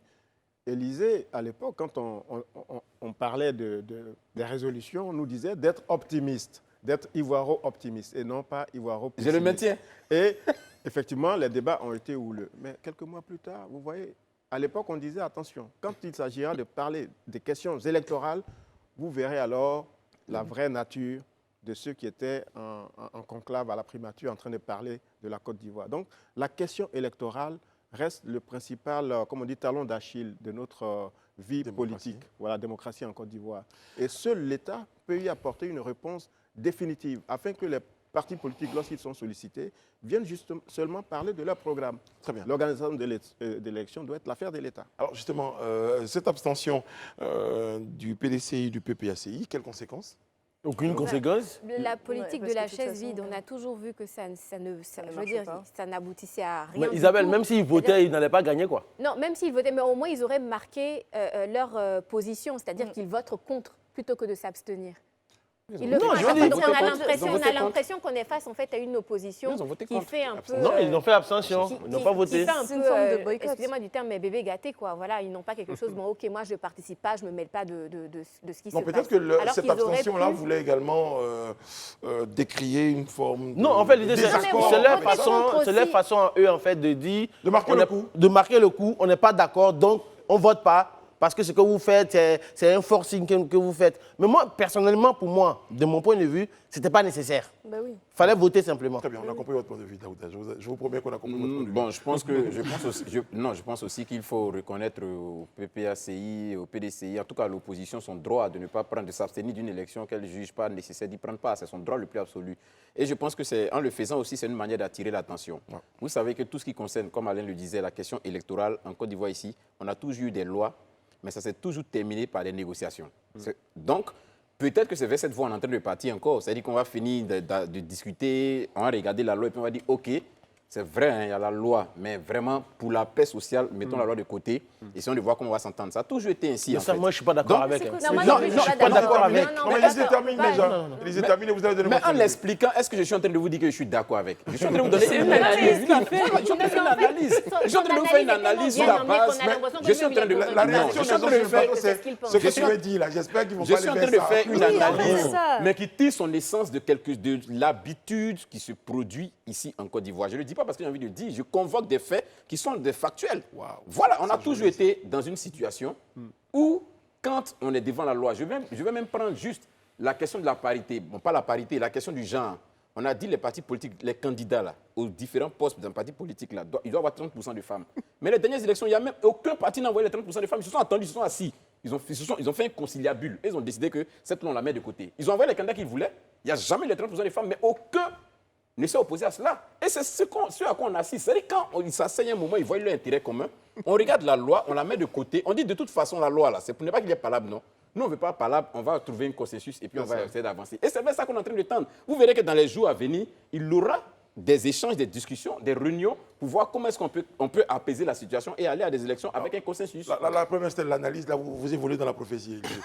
Non, moi, me concernant, en fait, cette histoire au nom du dialogue social, au nom du dialogue, arrivé à un moment, il faut qu'on sorte de ce clivage dialogue social, ou bien au nom de la réconciliation, de la fraternité. au nom de la fraternité. Aujourd'hui, on est en train de faire le lit même en Côte d'Ivoire de l'impunité. On viole les lois comme on veut, comme on le sent, et puis après, non, je le dis et je pèse mes mots. Je pèse mes mots parce qu'à la vérité, aujourd'hui, parce que ça me rappelle un discours de feu Ahmed Bakayoko à Beaunois, et Élisée en parlait. Quand ils doivent s'asseoir ensemble pour discuter, personne n'est témoin. Ils sont entre eux, ils discutent, ils tombent d'accord. Mais quand ils terminent de discuter, quand ça commence à coincer entre eux, c'est le peuple qui doit en payer le plus lourd tribut. Non, à un moment donné, au nom du dialogue social, on ne va pas passer notre temps dans cette histoire de dialogue social. Il faut suivre la loi simplement. C'est vrai qu'on le dit, mais moi j'aimerais quand même La loi, c'est la souligner que cette loi qui a été votée, en réalité, ne sert à rien. C'est-à-dire que ça ne servait à rien de rajouter 2 postes juste pour faire le jeu de l'équilibriste. C'est-à-dire que si on voulait répondre à la demande ou aux besoins de l'opposition, on mettait un poste qui était attribué à l'opposition. Parce que là, on se retrouve toujours à la même situation qui soulève toujours les mêmes débats. Donc ce que je veux dire, c'est qu'aujourd'hui, le RHDP n'avait même pas besoin d'aller jusqu'à voter cette loi, de la mettre sur... Parce que ça ne sert à rien, ça soulève toujours les mêmes débats. On a voté une loi, d'autres se sont abstenus parce qu'ils ne sont pas d'accord. On va revenir à des discussions, mais qui n'aboutissent à rien. C'est juste finalement pour le gouvernement de dire, vous avez demandé quelque chose, on vous l'a donné. Mais finalement, ils n'ont pas ce qu'ils veulent. Donc il faut aller dans des conversations surtout l'impression qu'il y a juste 1 an des élections législatives, chaque parti veut s'accaparer... Municipal et régional. Oui, municipal et régional. régional. Chaque parti veut s'accaparer la CEI, croyez qu'on est encore dans ce carcan, dans ce truc justement assez toxique. Depuis sa création, c'est comme ça, hein, frère. Chacun veut tirer le drap vers lui. Malheureusement. Daouda. Merci, Daouda. Et j'ai comme l'impression que les partis, pouvoir comme opposition, pour faire une image, lâchent un peu la proie pour l'ombre. Parce que le challenge principal de la CEI, c'est la liste électorale. C'est un audit qu'on sache ceux qui ont fichier qualité C'est ça. voilà, à y être ou à ne pas Le y fichier être. fiable, ouais. Voilà, les morts ou ceux qui ne sont peut-être pas ivoiriens ou même Ceux qui peut-être ont des perdu mineurs. même le droit. Voilà, ceux qui ont perdu le droit, etc. Donc il y a quand même ce travail à faire et je pense que les partis politiques, pouvoir comme opposition, gagneraient vraiment à travailler sur une bonne liste électorale pour éviter qu'en octobre 2023, on ait encore de la bagarre dans les centres de vote. Parce qu'on verrait un voisin ou quelqu'un ou un riverain qui ne serait pas ivoirien ou qui n'aurait pas la qualité pour voter. Donc vraiment, il y a des vrais sujets. Merci Alain, merci beaucoup. Et juste derrière, notre invité, c'est l'ancien ministre en politique, M. Niamien Konan. Avec lui, il sera question des enjeux de son retour au PDCI RDA. On en parlera tout à l'heure. À tout de suite. Notez le rendez-vous du JT, c'est tous les jours à partir de 19h45 et 12h45. Présenté par Sharon Camara et bien sûr Jean-Marc Seka. Nous sommes de retour sur le plateau du Grand Talk en compagnie de Kevin Aubin, en compagnie de M. Élisée Bouloubeu, Sa Majesté Daouda, la magnifique Isabelle Vauvor. Il y a M. Alain Toussaint et la splendide Réana Assi. Nous avons rejoint sur le plateau du Grand Talk. Je vous le disais, c'est avec beaucoup de bonheur et de plaisir qu'on le retrouve. Le plateau est plus grand depuis son dernier passage sur un plateau de télévision, en tout cas le nôtre. Monsieur Niamien Konan, vous êtes ancien ministre homme politique. Avec vous, on évoque justement les enjeux de votre retour au PDCI. C'est les premières questions. Daouda, vous avez la question? Ouais, aujourd'hui, je pense que dernièrement, vous avez pris votre carte de membre au PDCI. Oui. Vous n'êtes pas gêné aujourd'hui? Non, non. Parce que, à regarder, vous avez laissé une splendide carrière de douanier. Oui. À un moment donné, vous êtes rentré en politique pour tourner la page Gbagbo, Bédi, Alassane Ouattara. Et finalement, aujourd'hui, vous êtes réduit à venir au PDCI. Où sont passés vos rêves? Réduit? Oui, réduit, oui. Pourquoi vous êtes réduit, Daouda? Oui, mais parce qu'il avait des rêves de président. Okay. Ah, parce qu'on vous a dit que j'ai abandonné les rêves de président? Ben, si vous êtes aujourd'hui membre du PDCI, oui. Est-ce que vous n'avez pas laissé vos rêves? Est-ce que vous n'avez pas laissé votre rêve de président? Alors, bon, on va laisser répondre à la question. Oui. Bonsoir. Bonsoir, monsieur le ministre. Bonsoir. Bonsoir. La vraie question, c'est les raisons de votre retour au PDCI. Oui. On va commencer par celle-là. Voilà. Quand je suis rentré sur ce plateau, il y a Isabelle, elle s'appelle? Tout à fait. Elle a dit, mon vieux, vous avez pris de l'âge. Je me suis assagi. Je suis devenu plus sage. J'adore la couleur blanche. Je suis attiré par la couleur blanche. J'aime les choses apaisées. J'aime là où on parle de paix, où la tradition et la paix, c'est une culture. Je suis allé naturellement vers le PDCI pour continuer le combat politique. Rien n'a changé. Est-ce que vous n'avez pas échoué quelque part? Non, je n'ai pas échoué. J'ai l'impression que j'ai progressé. Le PDCI, c'est un parti plus grand. Isabelle, justement, on parlait de vous. Oui, alors quel a été votre point de discorde avec le président Alassane Ouattara? Ben, il n'y a pas eu de point de discorde. C'est-à-dire, pour vous, à un moment donné, je suis rentré au gouvernement, je devais peut-être y rester. Quand on sort du gouvernement, ça ne veut pas dire qu'il y a eu discorde. Je suis sorti du gouvernement parce que c'est le président de la République, c'est lui qui décide. Il a décidé que je parte du gouvernement. J'ai continué donc mon chemin. Vous avez été frustré? Oh mais non, je n'ai pas été frustré. La preuve, je suis avec vous. Kevin Aubin. Oui, monsieur le ministre. En 2008, vous avez fondé le mouvement ivoirien pour le renouveau et l'espérance, une formation qui n'a pas fait long feu, on est d'accord. En 2009, donc un an plus tard, vous instaurez l'Union pour la Côte d'Ivoire UPCI. Ensuite, voilà, cette formation n'a pas non plus duré. Vous rejoignez ensuite les rangs du RHDP. En 2019, vous rétro-pédaliez pour asseoir la nouvelle Côte d'Ivoire. Donc, autre parti politique à nouveau, on a l'impression d'une symphonie inachevée à chaque fois. Est-ce que vous, personnellement, vous pensez que c'est possible pour un électeur de vous suivre et de croire en vous si vous n'acheviez jamais ce que vous commencez? Alors, moi, je suis rentré en politique avec une idée.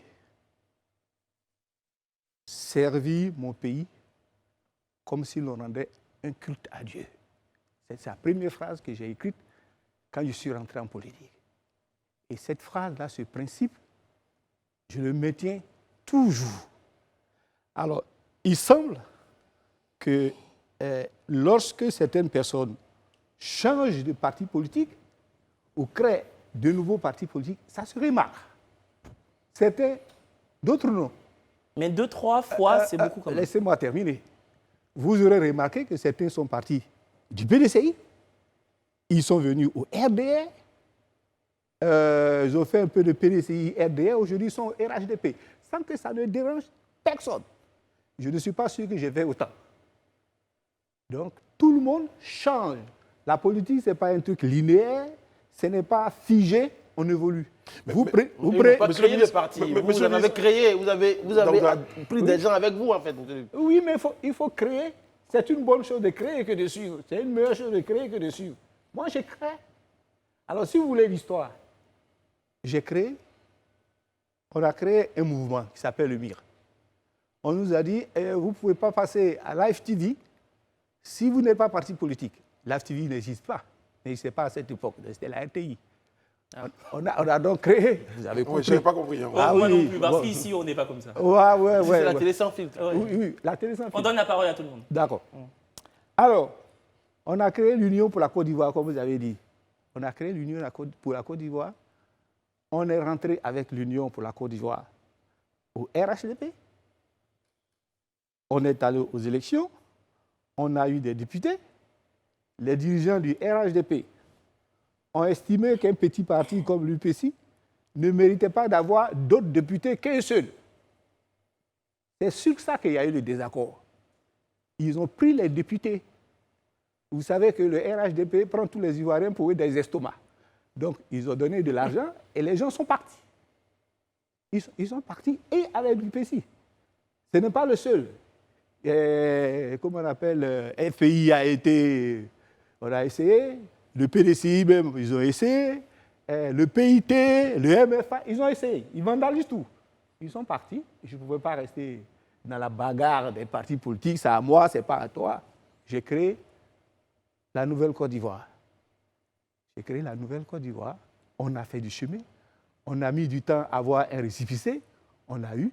J'ai estimé qu'aujourd'hui, je vais vous expliquer pourquoi, le temps est arrivé pour que je rejoigne le PDCI, mais ça c'est une histoire encore, il faut que je vous la détaille. Oui, mais je pense pas. Vous avez dit tout à l'heure, monsieur le ministre, vous disiez tout à l'heure, de façon très poétique, hein, vous avez la couleur blanche, vous aimez la paix. Oui. Bon, quand on finit de présenter cette situation, concrètement, qu'est-ce qui vous a séduit au PDCI? Qu'est-ce qui justifie aujourd'hui le choix du PDCI au niveau de votre orientation, la nouvelle, votre orientation politique? Bon, alors, on va faire un peu de politique.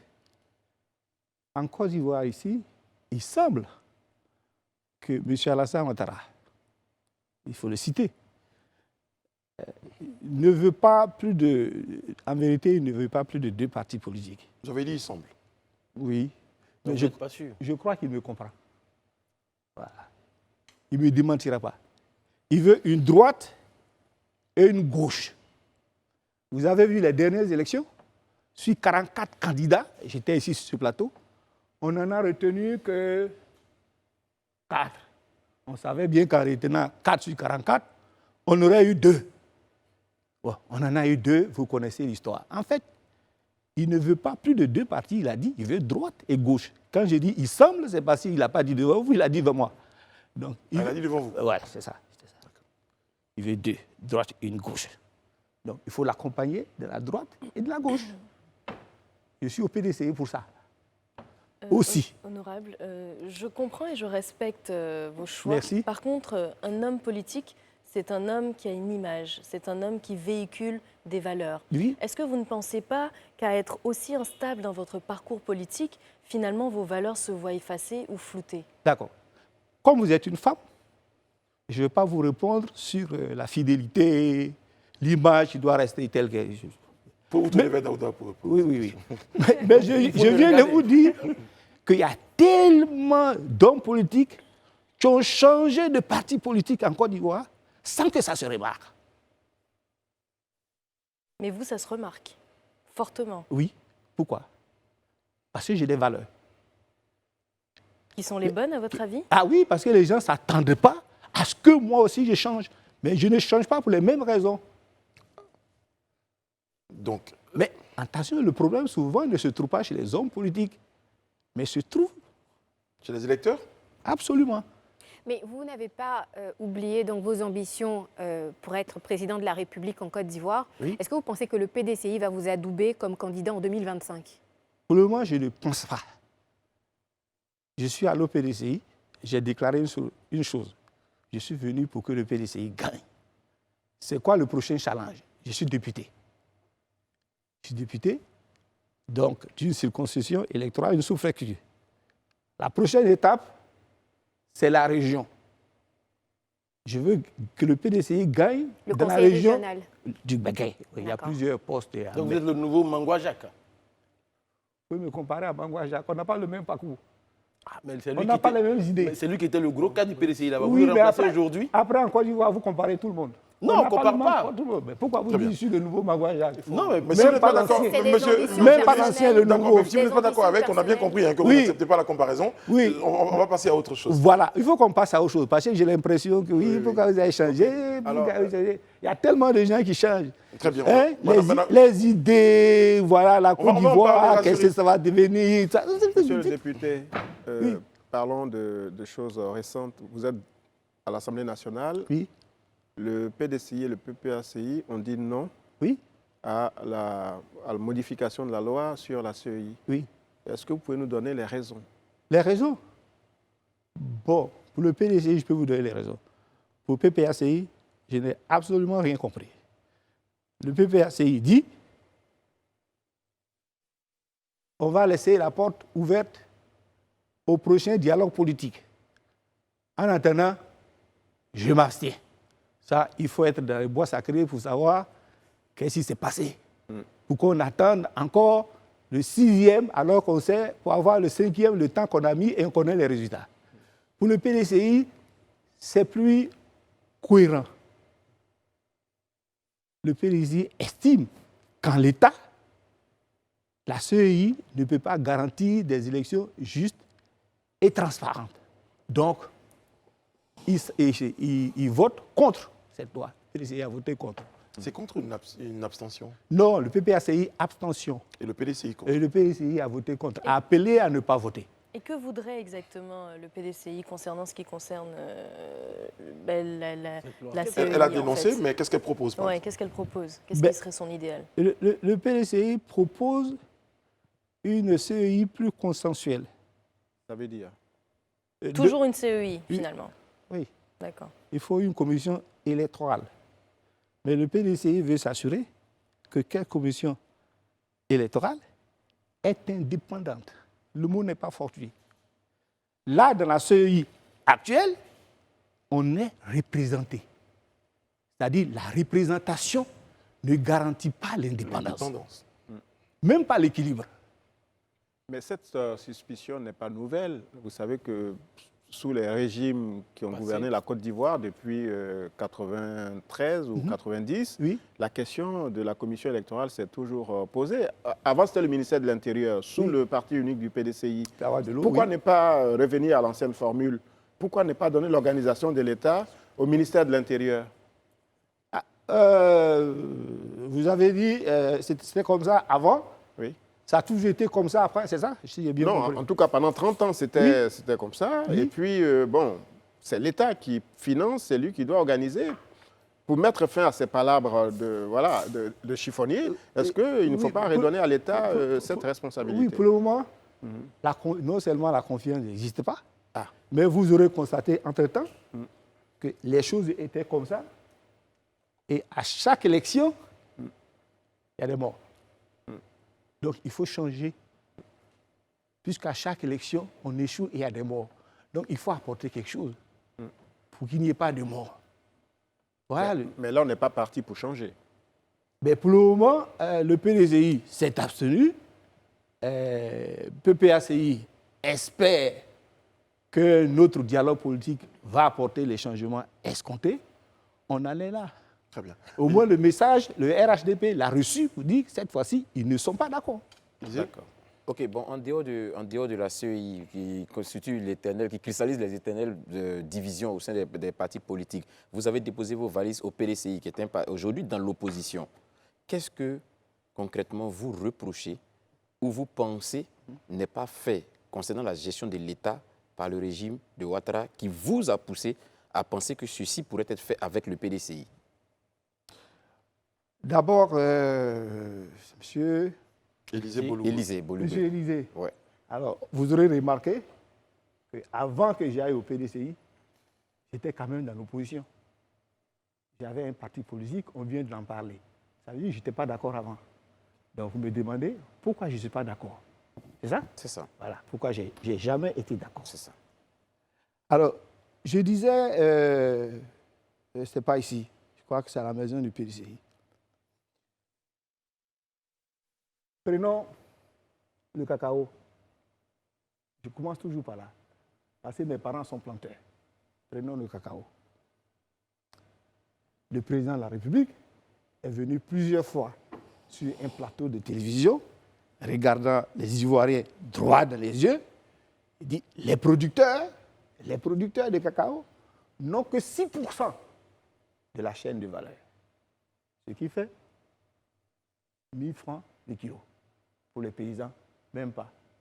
Imaginez-vous qu'on passe légitimement de 6% à 50%.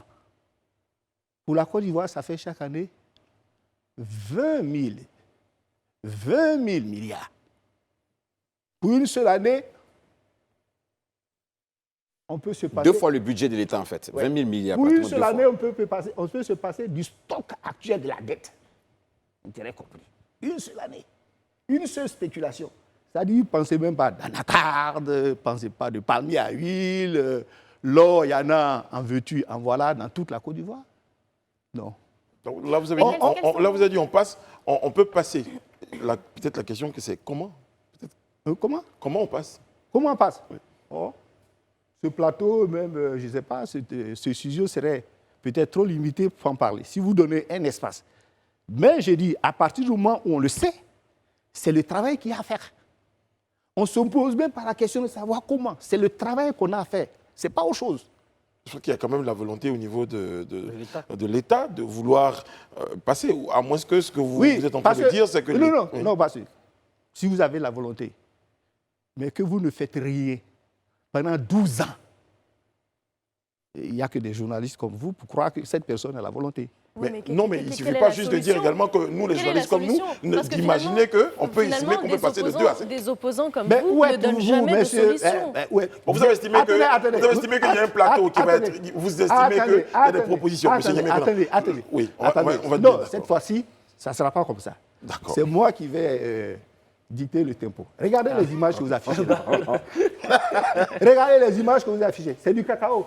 Est-ce que vous savez que 150 grammes de cacao, de fèves de cacao séchées, on l'achète à Cap Nord à 2500 francs. Je vous y amène demain. J'habite pas loin, je sais. Alors, il y a des gens qui font du chocolat. Des demoiselles comme vous qui sont petits, des salopes qui font du chocolat. Vous allez dans n'importe quelle grande ville européenne, vous voyez autant de chocolateries que de boulangeries. Quelle est votre solution concrètement? Parce qu'on ne la comprend pas, la solution. Justement, on ne la comprend pas. Quelle est votre solution? Vous avez à proposer concrètement. Vous critiquez, mais qu'est-ce que vous proposez? Vous avez parlé. Parce que finalement, on ne sait pas où. Qu'est-ce que vous voulez nous dire? Non, on va organiser le plateau. Ne vous énervez pas. Écoutez. Non, on n'est pas du tout, monsieur le ministre. Bon, vous n'écoutez pas. Non, mais monsieur le Parce ministre. que je vous dis qu'on peut acheter 150 grammes. Oui. Écrivez 150 grammes de fèves de cacao à 2000 francs le kilo. À 2000 francs, pardon, 150 grammes à 2000 francs, je ne la connais pas, 2000 francs. Pas loin d'ici. Pas loin d'ici. Vous dites, comment on fait? Mais il faut 2000 francs, 150 grammes. Et à moins d'1 kilomètre ici, vous verrez plein de petites boutiques de gens qui font du chocolat. C'est des Ivoiriens. Et ils le vendent à des Européens. J'ai des photos dans mon portable de broyeuses de cacao fabriquées par des Ivoiriens qui n'ont jamais mis pied à l'école. Pour tout vous comprendre, je vous raccompagne à votre siège, monsieur le ministre. Alors, justement, pour vraiment comprendre, monsieur le ministre, on va retenir qu'il y a un manque de volonté. Alors, vous parlez du manque de volonté, c'est ça? Qualifiez ça comme vous voulez, c'est de l'incompétence politique. D'accord, ok. Notoire. Oui, alors, Un autre sujet, la crise diplomatique avec le Mali, nos 46 soldats encore détenus dans le pays frère. Quel est votre point de vue là-dessus? Est-ce que vous avez une contribution par rapport à la situation actuelle? Ça, c'est des sujets que j'aime pas. Pourquoi? Pourquoi? J'aime pas des sujets parce que je vous ai parlé. Je suis venu, je vous parle de paix. On continue en Afrique ici. Regardez, les États-Unis ne veulent plus faire la guerre. Les Russes, ils en ont déjà marre. Ils ne savent pas comment s'en sortir. Ils ont besoin de drones iraniens. Les Français, Barkhane, c'est fini. Ils veulent partir. Plus personne ne veut faire la guerre. Faisons la paix avec nos voisins. J'ai écrit sur Twitter, quand vous voyez un Baoulé qui a plus d'1,80 m, c'est qu'il y a un peu de Mali en lui. On est des frères, on doit pouvoir régler ce problème. Je ne sais pas où ça nous amène depuis. Chapote, ils vont sortir sans délai, ça ne sort pas. Non, ce n'est pas des Ivoiriens, c'est des... Ça ne passionne pas. Alain Toussaint. Revenons à des sujets qui préoccupent les Ivoiriens également. La cherté de la vie et la question de la dette. Vous l'avez évoqué tout à l'heure. Oui. Et sur Twitter, vous avez abondamment critiqué le gouvernement. Oui. Est-ce que vous estimez qu'il y a une forme d'addiction, pour utiliser l'expression de quelqu'un, à la dette? Et estimez-vous que ces fonds sont utilisés de manière parcimonieuse, de sorte à vraiment provoquer un vrai développement? Bon, j'espère que je vais me faire comprendre. Allez-y. Ouais. La Côte d'Ivoire, mademoiselle, c'est... Je vous aime bien. C'est un... On a remarqué. C'est un paradis fiscal. C'est un paradis fiscal. 12% de pression fiscale, c'est un paradis fiscal. Quand vous avez 12% de pression fiscale, c'est que vous aimez la dette. Vous aimez la dette. C'est ça l'addiction. Vous aimez la dette, 12%. Les Français sont à 47%. Le Sénégal à 18%. L'UEMOA préconise au moins 20%. Avec ça, si vous faites la moitié de la France, c'est-à-dire autour de 24%, vous faites 2 fois vos recettes fiscales que vous faites chaque année. 2 fois, puisqu'on a 12%, fait 24%, 12%. Ça veut dire que vous n'avez pas besoin, dans ce cas-là, de vous endetter. Mais c'est la difficulté aussi à collecter l'impôt. Comment est-ce qu'on fait dans un pays où les rues ne sont pas adressées, les domiciles ne sont pas connus? Comment on fait? Allez-y. Moi, monsieur. Oui, monsieur le ministre, allez-y. Monsieur le député, c'est à vous, allez-y. Monsieur le général des douanes. Très bien. Moi, monsieur. Oui. Le pays divisé en 2, nous avons multiplié les recettes par 2 en 8 ans. Sous la présidence du président Gbagbo. Sous la présidence du président Gbagbo, si vous voulez. Sous la présidence du président, on a multiplié par 2 en 8 ans. On peut le faire. Et je me suis déjà porté plusieurs fois volontaire pour faire ce travail sans salaire, publiquement. Et personne ne vous a écouté. Voilà. Monsieur le ministre, moi, finalement, quand vous dites moi, monsieur, je suppose, et je vous le souhaite, dans quelques années, vous êtes président de la République de Côte d'Ivoire. Oui. Que proposez-vous concrètement aux Ivoiriens que vous voulez tant défendre? Qu'est-ce que vous proposez concrètement? Solution concrète, président, monsieur Niamey Okuna, président. C'est dur. Prennent pas de notes. Non, si, on prend des notes. Mais je ne fais que ça depuis que je suis sur ce plateau. Non. Je vous ai parlé du cacao. Je viens de vous parler de paradis fiscal. Ça seulement, ça suffit. Non, mais ça, ce sont les critiques. Donc finalement, quelles sont vos propositions? Quand je dis, si la Côte d'Ivoire passe de 12% à 24% comme le préconise l'UEMOA, et que ça, je sais le faire, c'est toujours des critiques. Non, il n'y a pas de tchèque. Monsieur Niamey Okuna, vous êtes avec nous sur le plateau du Grand Talk. On évoque les questions de la vie. Moi, sur la même question, vous disiez tout à l'heure, vous arrivez au PDCI avec vos valises parce que vous avez envie de faire gagner le PDCI. C'est ça, exactement. Et le PDCI va gagner. Quels sont les secrets, justement, pour faire gagner? Il n'y a pas de secret. Il n'y a pas de secret. J'estime que les gens qui ne mangent pas à leur faim, les gens... Oh, il ne va pas me laisser terminer. Non, mais j'ai rien dit. Monsieur le ministre, j'ai rien dit. Monsieur le ministre, j'ai absolument rien dit. Allez-y, terminez, monsieur le ministre. Tant que je vous interromps pas, c'est que je vous laisse terminer. Terminez, monsieur le ministre. Je vais même me déplacer, je vais me mettre juste à côté de vous pour écouter religieusement. Tournez-moi le dos. Le dos, c'est plus simple. D'accord, je vous tourne le dos, monsieur le Alors, ministre. la question, c'est quoi? Alors, vous venez avec vos valises au PDCI, parce que vous le disiez tout à l'heure, vous voulez faire gagner le PDCI, et vous étiez en train d'évoquer les secrets, qui ne sont pas vraiment des secrets, donc je suis tout à votre écoute. Voilà. Quelle est la recette? C'est ça, les Ivoiriens. Qu'est-ce que vous cherchez? Écoutez-moi bien. Cherchez à résoudre des équations qui ont en général plusieurs inconnus. Il faut faire les choses simples. Une équation à une inconnue, c'est déjà assez difficile. Les Ivoiriens qui ne mangent pas à leur faim. Les Ivoiriens qui n'arrivent pas à se soigner. Les Ivoiriens qui font 20 ans d'études et qui ne travaillent pas. Les Ivoiriens qui n'arrivent pas à fonder une famille, éduquer les enfants. Bon sang, sont 2 à 3 fois plus nombreux que ceux qui se lèvent tous les matins pour aller au plateau. C'est-à-dire qu'ils prennent les ponts, qui créent les embouteillages, il y en a en haut, il y en a en bas. Les Ivoiriens sont plus nombreux. À eux, là, il faut expliquer que de 1960 à 1999, c'était le PDC qui était au pouvoir. Et les étudiants qui ne travaillent pas trouvaient du travail, mais surtout mangeaient déjà, étudiants mangeaient à leur faim. J'en fais partie. Déjeuner, midi, entrée, je mangeais mieux en tant qu'étudiant que maintenant. Entrée, plat de résistance, dessert. Cité mes mots, si le car climatisé n'est pas envoyé par Koto, Yao, il n'y a pas coup. C'était le paradis. Il faut expliquer ça aux Ivoiriens. Est-ce que c'était la même période? Oui, non, mais Monsieur Conan, vous savez, moi, j'apprécie quand même que vous ayez une certaine vision pour la Côte d'Ivoire qui reprendrait ce qui est positif. Ah, bon. Terminé, monsieur le ministre. Voilà, je disais que ces Ivoiriens sont plus nombreux que ceux qui se rendent au plateau pour admirer le pont. Donc ceux-là, il faut les convaincre. Et ce n'est pas difficile, on va les convaincre. Bon, et je suis sûr que vous êtes convaincus. En tout cas, il y en a une qui m'a l'air convaincue. C'est bon, monsieur le ministre, on peut poser d'autres questions. On ne vous a pas interrompu. Voilà, c'était ça le challenge aussi. Oui, monsieur le ministre. Lui, il n'a pas pris la parole. Ouais. Ah, merci, monsieur le ministre. C'est lui qui dirige le plateau. Merci beaucoup. Justement, vous parliez tout à l'heure des Ivoiriens qui n'arrivent pas à se soigner. La question de la CMU, la couverture maladie universelle, cristallise les débats, ça occupe tous les esprits.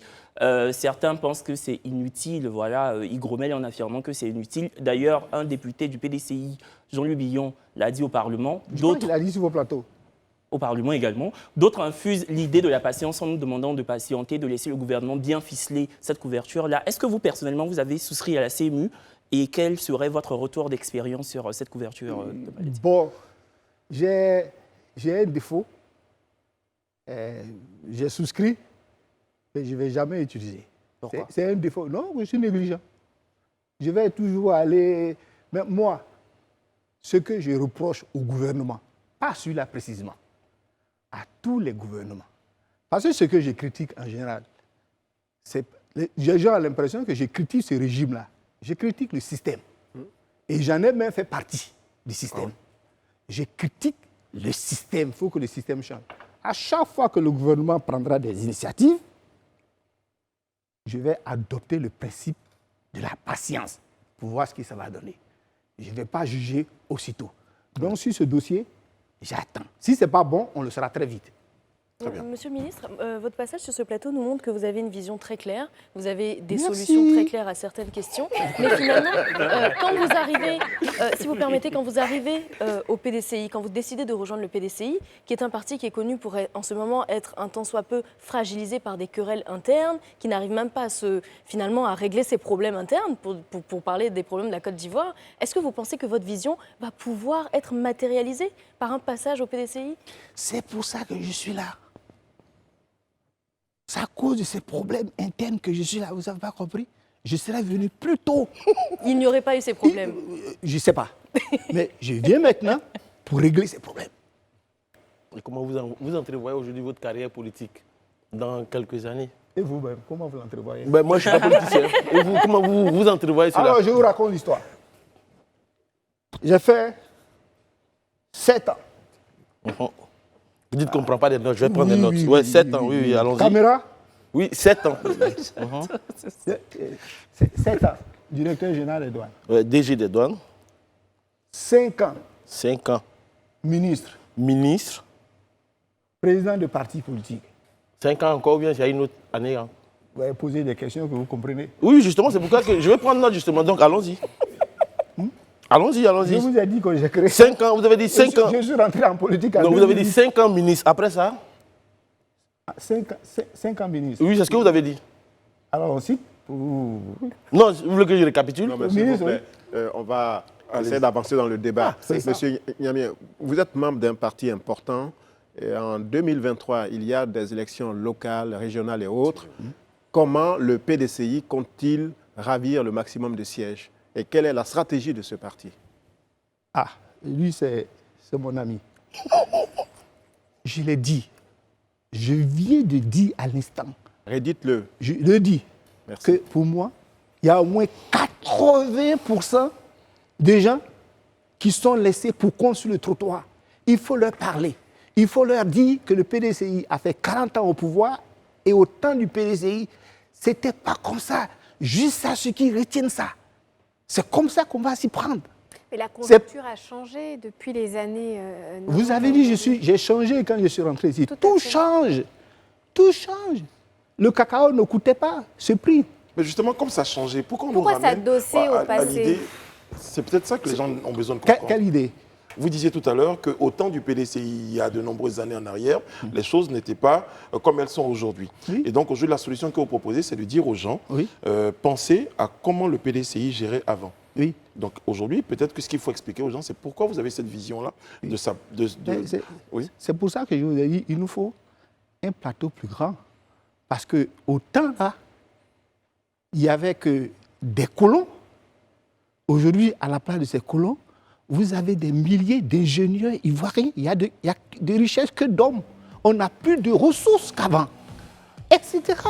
Monsieur Niamey Konan, S'il merci vous plaît. beaucoup d'avoir été sur notre plateau. Merci beaucoup. On aurait souhaité avoir plus de temps et je vous promets, selon votre agenda, qu'on aura d'autres occasions de vous retrouver sur notre plateau. Oui, vous m'avez promis ça la dernière fois. Mais vous êtes revenu aujourd'hui. Ça a mis 24 mois. Mais est-ce que vous avez souhaité passer sur notre plateau, monsieur Elle me dit que je suis devenu trop vieux. Alors non mais bon, on tâchera de faire moins de 24 mois.